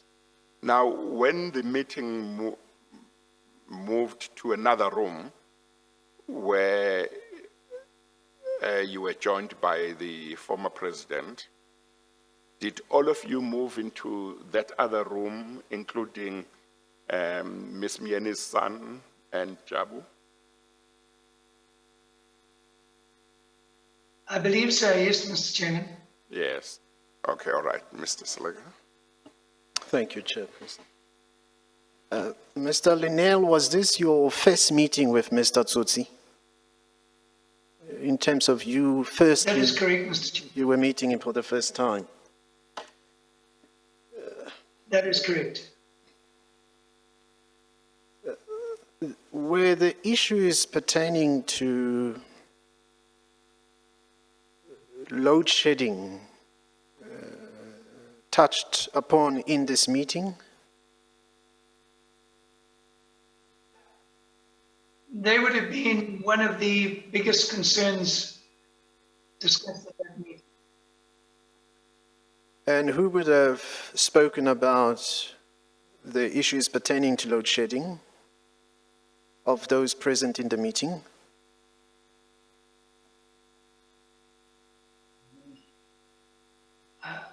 I can't recall specifically. It was a consensus of view that load shedding and the risk of a so-called blackout were very much on everyone's minds at the time. So I don't think anyone came with a view of an agenda point of load shedding so much as it was on everyone's mind that load shedding was a major risk. Okay, are you still on that statement? Because I could pick it up from there and see what, whether this can't jolt your memory.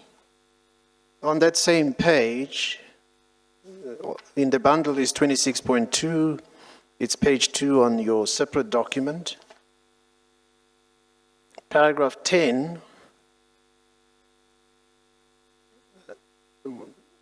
well, let me start at 9. It says 8, I beg your pardon. It says, however, Mr. Tsotsi's reference to Mr. Mieni at the meeting jogged my memory with regard to another person present, but not mentioned by Mr. Tsotsi, a young black African male, possibly named Jabu. He was not specifically introduced, but clearly he had insight and sources of people at Eskom.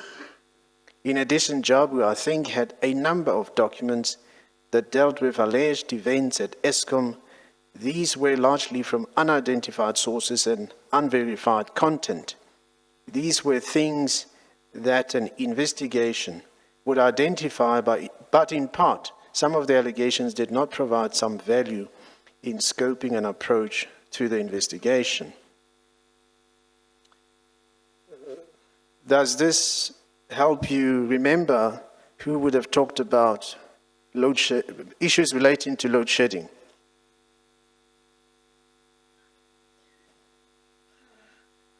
Mr. Chairman, to the extent that Jabu might have mentioned anything specific related to load shedding, it would have been in relation to Duva or Kusiri or Medupi and problems that they were having. So they wouldn't have been about load shedding, but they would have been the inherent causes of load shedding. So I would have thought he had some insights into, at that level, load shedding was the culmination of the problems within Eskom as opposed to the issue itself. We were going to investigate why there was load shedding, not that there was load shedding. I see. So the president then meets or comes to join you at some point, and you move into a different room. Or they move into a Correct. different room first, and then the president joins. Yes, did you hear what the chairperson said? Yeah, I'm saying they move to a different room first, and then Yes. the president joins in that room. You said the president joins, and then they move to a different room. Yes, no, I'm looking think at that- him. Which is which? Did the president join you first, and then you moved to another room, or did you move to another room and the president joined you in that room? The latter, Mr. Chairman, that is, I think, the quorum that you are in the meeting room before he comes in, and so you are waiting his presence. I think that's the way they like to do it. There was no, otherwise he couldn't join the room we were in, but we had to go to another room and he joined us in that room. I see. Okay. Thank you, chairperson. So when he joins then in this other room, you present to him what the group without him had discussed. Or maybe let's start with, I'm sorry, I'm interrupting Mr. Selega. Okay. I guess that when that is your group now, you and the other people who had attended the first meeting, when you came to the other room now where the president subsequently joined you, I take it that you had finished talking about what you were going to propose or tell the president, and whatever discussion might have happened, it was just some discussion, but otherwise you had enough time to finalize what you would be telling him. Is that right? Yes, Mr. Chairman, I think if I recollect, we would have almost run out of a conversation before we went to this other room. So there was a sense of waiting for the moment when you met the president. It wasn't as if we hadn't concluded. We had wrapped up the conversation when we were waiting for his meeting. About how long did the first meeting take, if you are able to remember?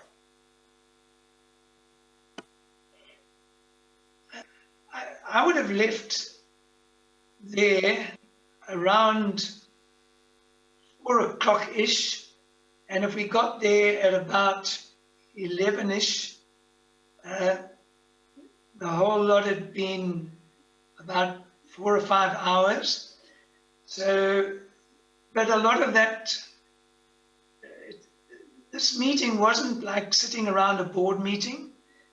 This was a discussion, so You were there were discussing as times long that as you the were conversation- together. You were discussing Everyone was in the same room. as long as you were together. Correct. So, but when you moved to the other room, are you able to say that you had been in the first room for about an hour or 2 hours or 3 hours, or are you not able to say?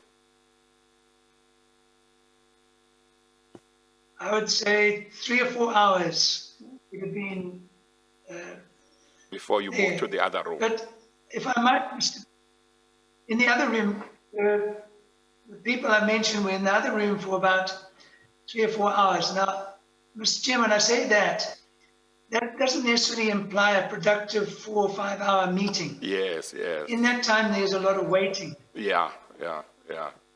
No, that's all right. And then the time you spent in the second room now, before the president came, are you able to indicate it was 30 minutes, 15 minutes, or an hour, or are you not able to say that? Maybe 5 minutes, Mr. Chairman. Oh, okay. Almost immediately. Oh, okay.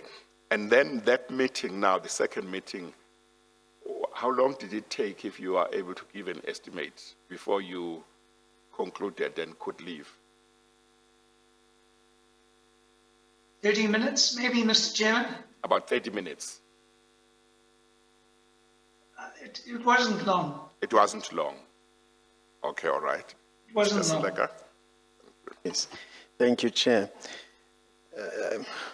And in this meeting, Mr. Linnell, what gets to be discussed with the President?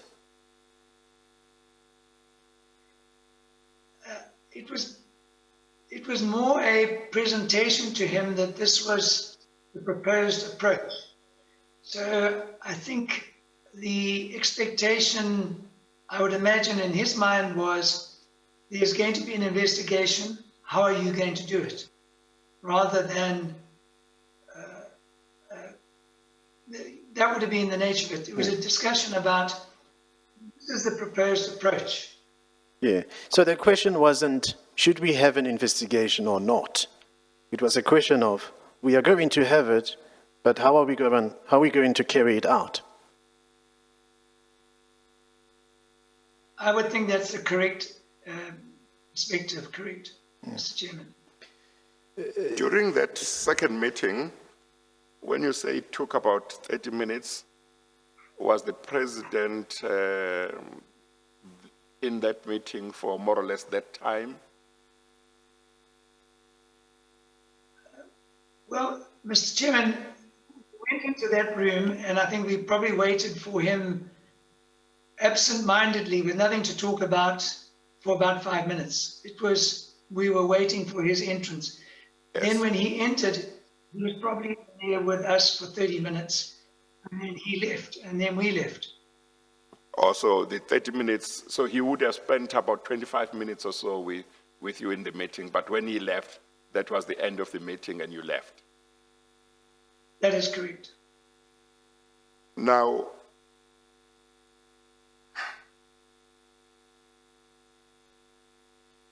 Mr. Selega. Thank you, Chair. It will come back to you.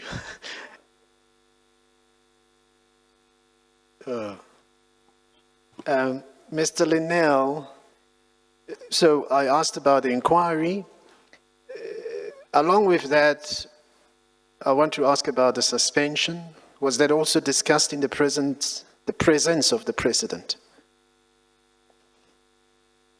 It was correct, Mr. Chairman. Can I take it that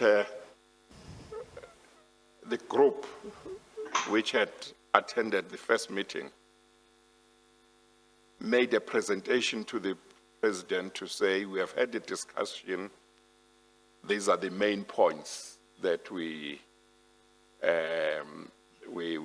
think this is what needs to be done, this is what we believe needs to be done. Is that how it happened? Correct, Mr. Chairman. I think the introductories would have been done by Ms. Mieni. And as I recall, their kind of jovial banter. It wasn't, in a sense, austere. It was there's a jovial nature to it.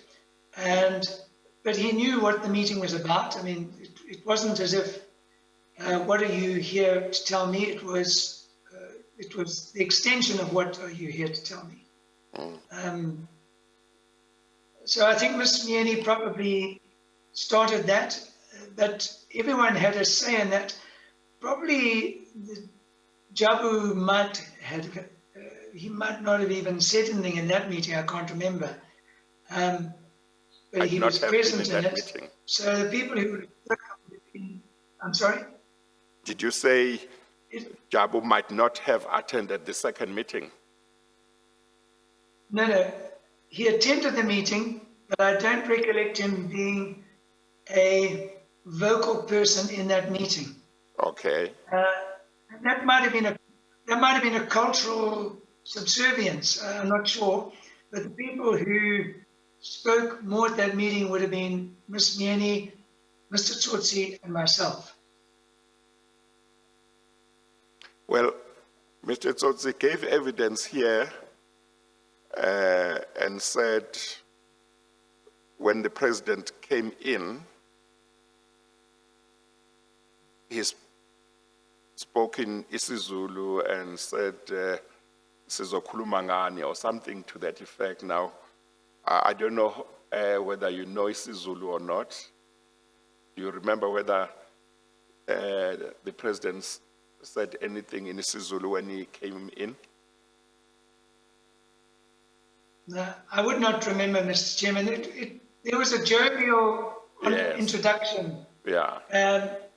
but what anyone said in that introduction, I wouldn't recall.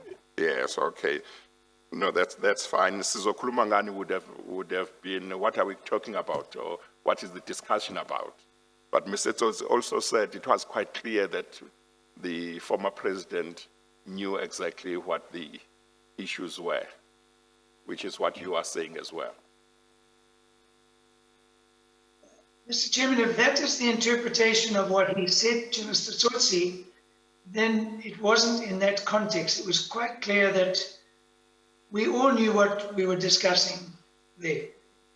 Yes, no, It would have no. been Yes, I think Mr. Tsotsi said that the former president did say in isiZulu something to the effect that, or asking what the discussion was about, but Mr. Tsotsi also followed up by saying it was quite clear he knew what the meeting was about and what the issues were. That's what he said. So that latter part seems to be consistent with what you are saying as well. Mr. Chairman, I think it goes further. So the answer is absolutely, I agree with Mr. Tsotsi. But the context of the meetings before that, and even on the 6th, the context was the president wants an investigation. Yes. It wasn't as if one was going to say to him, "We've got a good idea. We're going to have this investigation." Yes. The context was the president wants an investigation into Eskom. Yes, okay. Thank you. So as you say in your affidavit, Mr. Linnell, the president was clearly familiar with the purpose of the meeting.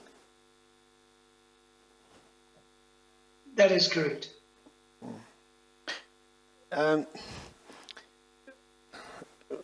mean, if the question is asked, Mr. Linnell, that did you at any stage ask yourself, or even ask Ms. Mieni, you are not at Eskom, you are at SAA. How is it that you are coordinating or facilitating or convening this meetings that would deal with issues pertaining to Eskom and not SAA? Did you ask yourself that question, or did you ask Ms. Mieni that question? I did not ask her the question, but only because I would have, in my mind, had a very clear understanding of the answer to that question had I asked. To my mind, Ms. Mieni is, and publicly said to be, a close confidant and political ally of the president. And to the extent that she is also the SAA chairman is because she is a confident and political ally of the president. And so her role there was not as the chairman of SAA, was there because of the same reasons that she's a chairman of SAA. It's because she is a confident and political ally of the president. So whether she was doing his bidding insofar as Eskom or SAA or anywhere else, that was my understanding. So she was not there, had nothing to do with SAA. She was there because she was his intermediary. And she plays that same role in other domains. So I didn't need to ask the question. That was very clear in my mind why that was the case. I see. So you say she played the same role in other domains? In the sense that she has been the chairman of the Pretoria Water, she's been the chairman of SAA, and possibly other entities. But I was very conscious of the fact that she is politically connected. And to that point, as we go through this, you'll see right from that moment, I was conscious that we were dealing with an entity, but there were politically connected personalities involved. And from the moment of my first memorandum to the board and throughout to the terms of reference, they impose certain degrees of independence, objectivity, impartiality, and elimination or dilution of any political interference. So I was conscious of the dynamics at that meeting. Mm-hmm. And they carried through into what I did afterwards. Yeah, but is it not ironical that this, the very conduct on their part smacked as political interference, nothing else?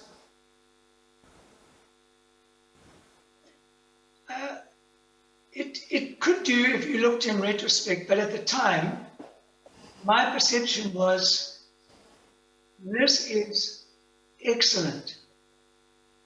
The president, who is duty-bound to sort out these things, is taking an initiative and doing something. And in my mind, having an inquiry into Eskom was a very necessary, urgent activity. Insofar as it might also have been politically motivated, I would have been conscious of the political connections of it all, because we all are. And because of that, I would have made sure in what I did, those connections were limited. Some of us have no political connection. Well, Mr. Chairman, everything in this country has a political undertone to it. And one comes to anticipate that, and in this instance, I was conscious of that, and I made sure that what I thought would limit that over the course of the inquiry would be limited. But it wasn't like a threat, it wasn't something that, I was just aware of it. Of course. Trouble my mind. I expect those things. Of course, one would expect the president of the country to be concerned with challenges in an entity such as Eskom, isn't it? Mr. Chairman, in my mind, this was exactly the right thing he ought to be doing. This was his, I think we heard it on the tapes, this was his job.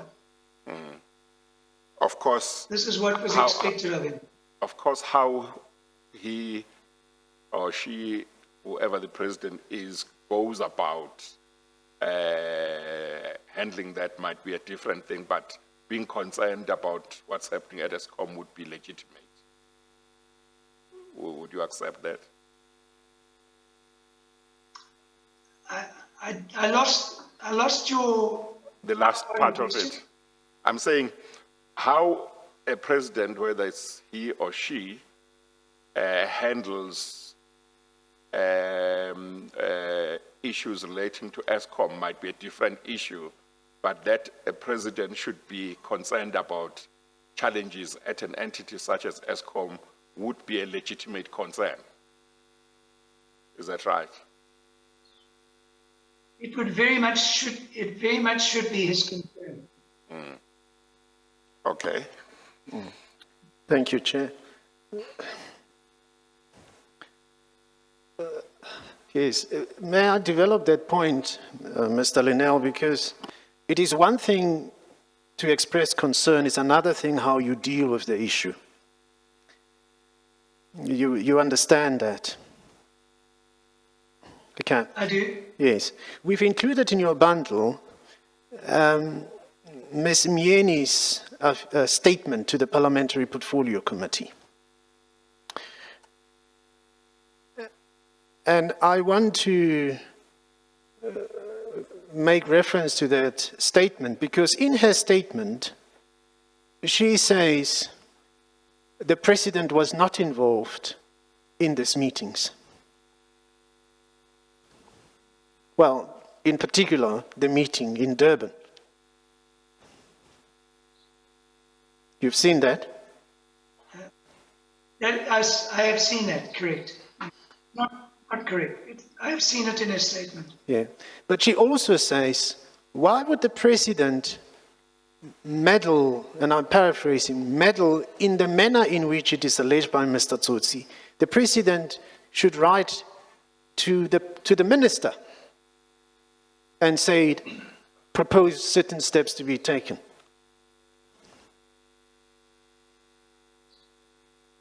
So this goes to the... Comment on, Okay, sorry, let me give you a chance. to comment on that, I did see what she said in her statement. I would not agree with that. I think my perception is whether the President works directly through his ministers or he works in parallels is his discretion, as long as he does it for the right reasons, the right purposes. So in this case, one might think ministers should have been in that meeting. That did not perplex me one little bit. To my mind, he was taking an initiative. That is what he should be doing. But by the end of that meeting, one of the, call it the requirements, if that is not disrespectful, was the President had to contact the Minister, share the discussions with her, and in a sense, seek her concurrence to it. That was an outcome deliverable of that meeting with him. Now, this point where Ms. Mieni says in her statement,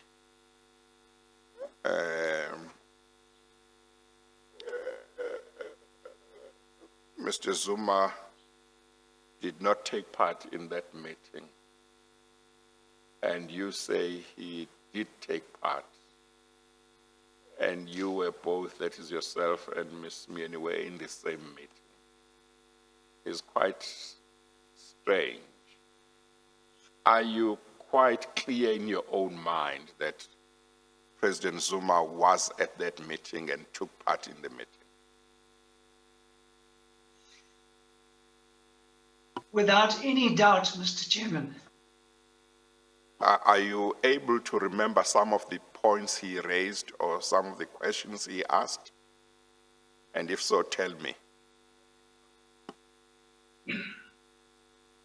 I can tell you the gist of it, Mr. Chairman, but I can't be specific. Yes, no, I don't mean you must he would be a man of few words. I don't mean you must be. Sorry? You must tell me verbatim. I don't mean verbatim. I just mean you can just tell me the points in your own words. The gist of it was he asked, I would say, half a dozen questions, and that was it. And then finally he said, I would, and I'm paraphrasing what he would have said at the end, go and do it. Something like that. But his contribution to the meeting would have been 5 or 6 questions, which I assumed at the time were kind of testing his understanding of what we were saying. Okay, Mr. Slega will ask you also about Ms. Mieni's version about her son having been there. Chair, may I allow the chair to do so? Ms. Mieni also denies that her son Talente was at the meeting. What do you say about that? You said her son Talente was at the meeting. She says no. Her son was not at the meeting. What do you say about that? My recollection, he was at the meeting, but I think I said in my statement, he was present at the meeting. He wasn't a participant in the meeting. Yeah, I think you If that say he makes did any not. sense. You say he did not play any active role. He was just present. He was present. It was as if he was in his normal surroundings. It wasn't. You were quite comfortable just being there. Well, also you testified that there was this other gentleman referred to as Jabu. Mr. Tsotsi gave evidence and said he knows Jabu quite well, I think he said, but he says he has no recollection that Jabu was at that meeting. What do you say about that? My recollection is Jabu was at that meeting and played a role in the meeting. I didn't know that, I was not aware that Mr. Tsotsi knew Jabu. Okay, Mr. Selega. Thank you, Chair. Mr. Linnell, talking of Jabu, which you subsequently did a Google search and you found that is Jabu Maswanganyi, was this your first and last time you met with him? When I did my submission originally to Parliament, I had no recollection of hearing or seeing him again. So it's when I found the document, which is part of the bundle, and I did the metadata search on, that gave me a kind of name. That led me to track who he was, and that led me to ultimately conclude that he was either in Johannesburg at Mr. Tsotsi's house the next week when we had the various meetings around the 9th, 10th, 11th. My recollection, he would have probably been there, but I wouldn't swear to it that he was definitely there. But I communicated by email with him in the subsequent weeks. But that is because I found the documents, not that I originally recollected communicating with him. My recollection came from me finding documents where he and I had exchanged emails Okay. the following week. So let's be clear on that. You know from your emails that you did exchange emails with him after the 8th of March 2015. Correct. So there are emails exchanged between the two of you. Correct. Yes. You have a faint recollection that you might have met with him at Mr. Tsotsi's house in Joburg.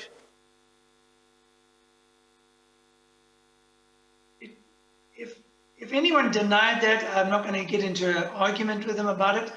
But my sense is, if I For example, if I can answer it this way, when I was told about the meeting, the so-called secretive meeting on the 16th, my recollection is probably he told me about that meeting, which would have been a verbal communication because that's not in writing. So when I put all that together, my sense is he would have passed through Mr. Tsotzi's house at a time that I would have been there in that or the subsequent week. I see. So, with regard to whether you met him at Mr. Tsotzi's house after the 8th of March 2015, you are not sure about that. But with regard to whether he attended the meeting in Durban, you are sure about that? You are not sure about that as well, or what is the position? I'm sure about that, and what reinforces that in my mind is the document I saved to my computer on the 8th originates from him as well. So, in a sense, if in one's own memory you need to corroborate a perception, it corroborated my perception. Mr. Slegger, do you know where that document is in the bundle that Mr. Linnell is talking about? Yes, sir. It would be good to identify it. Yes, Chair. Now. Thank you. Let me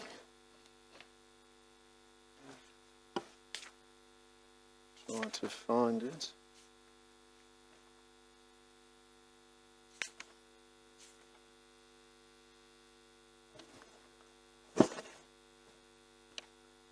Mr. Linnell, you could assist. I'm just looking for it. I think it's probably in the original parliamentary annexes. I think it could be attached to the second supplementary, if I recall.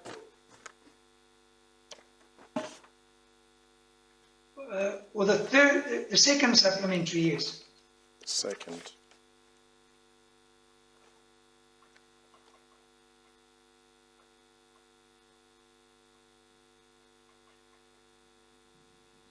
The second supplementary only deals with your identification of him, of Mr. Jabu Maswangani. Yeah, that is the document we're talking about. I'll have to find it. It's in the bundle, I'm pretty sure. Just remind me, what does it deal with again? I'm sorry? Just remind me, what does it deal with? So the document pertains to Coburg and maybe Kusile, Duva, a couple of the other power stations, but it is clearly dated prior to, I think, May 2014, because it talks to maintenance at Coburg to be done in May 14. So the document itself, it was not a recent document, but the purport of the document was to lay blame at the doors of two of the executives, both of whom were subsequently suspended. Yes. But are we able to find the document? Are we able to find the actual document? It is, it should be here to a person.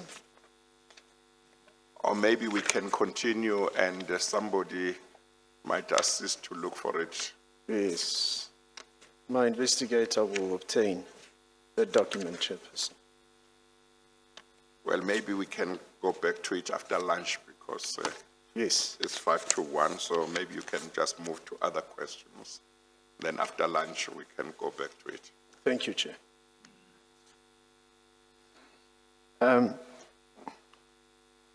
Mr. Linnell, I just wanted to quickly put through the version of Ms. Dudumieni, and then we can move on to you, because according to her, this meeting Mr. Tsotsi had with her in Durban, it was because Mr. Tsotsi was concerned about his own position, that the board was seeking to pass a motion of no confidence into him. Was that issue discussed in your meeting in Durban? Definitely not.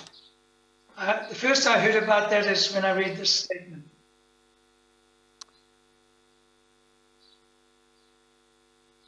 That statement seems to suggest that there was a prior meeting, Yes. and I never heard about that either. Did Ms. Mieni never mention to you either on the 6th of March when you met her in Pretoria, or 7th of March or 8th of March in Durban? Did she never say anything that indicated that these meetings were taking place because Mr. Tsotsi had been asking for assistance or guidance or advices from her as to how to handle certain issues at Eskom? Mr. Chairman, to the contrary, my perception was Mr. Tsotsi was bordering on an unwilling participant in that meeting. He was doing his duty by being there, but I think he was uncomfortable being there. Yes. So if you suggest that it was at his behest the meeting was taking place, I would not agree with his behavior being in conformity with that. So you say his demeanor at the meeting and the discussions gave you the impression that he was a reluctant participant in the meeting? I don't want to place it too strongly, Mr. Chairman, but I think he was uncomfortable. There seemed to be some discomfort that he had. Okay, Correct. okay. But Mr. Chairman, it wasn't pertaining to him personally being uncomfortable about saying. I think it was his role at the meeting he was uncomfortable with, if I make that point. I think the suggestion in Ms. Mieni's statement is that he was perplexed because he was about to be removed from Eskom board. That isn't what I'm saying he was uncomfortable with. I think he was uncomfortable by being at that gathering. If I can make that point. Yes, okay. Do you recall what Mr. Tsotsi's first reaction was to the notion that certain executives should be suspended at that meeting in Durban? Do you recall what his initial reaction was to the notion that certain executives should be suspended? He was very disturbed and argued quite strenuously against it. And are you sure about that? I'm sure about that. Yes.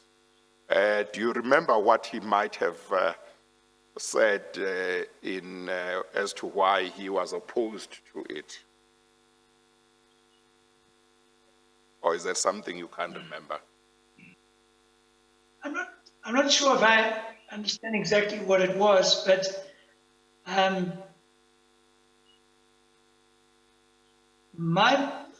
if I put it unkindly, and I don't mean to do it, my perception was you're not being strong enough. Now that is unfair and unkind, but he was just opposed, I think, to the disruption to the people concerned, And that was absolutely genuine. He was genuinely uncomfortable with that. And that's why, in my mind, I thought, unfairly, you're not tough enough for them. I didn't say that to anyone, but that was my feeling. And his reaction to the idea that there should be an investigation or inquiry at Eskom or into the affairs of Eskom, do you recall what his reaction was to that proposal? My perception was at the time that he was quite comfortable with the inquiry. He was uncomfortable with the suspensions. I see in his evidence, he has alluded to, he had previously wanted an inquiry himself. To my recollection on the 8th, I wasn't aware of that he had also wanted an inquiry. He might have said it, but that certainly didn't come through in my recollection that he wanted an inquiry. Yes. Okay. Mr. Slayer, or should we take the lunch adjournment? Opportune or do time. Do you have a few questions before we adjourn? I think it's an opportune time. Yes. Yeah. Okay. We are going to take the lunch adjournment. It's 1 o'clock. We will resume at 2 o'clock. We adjourn. Thank you, Chair.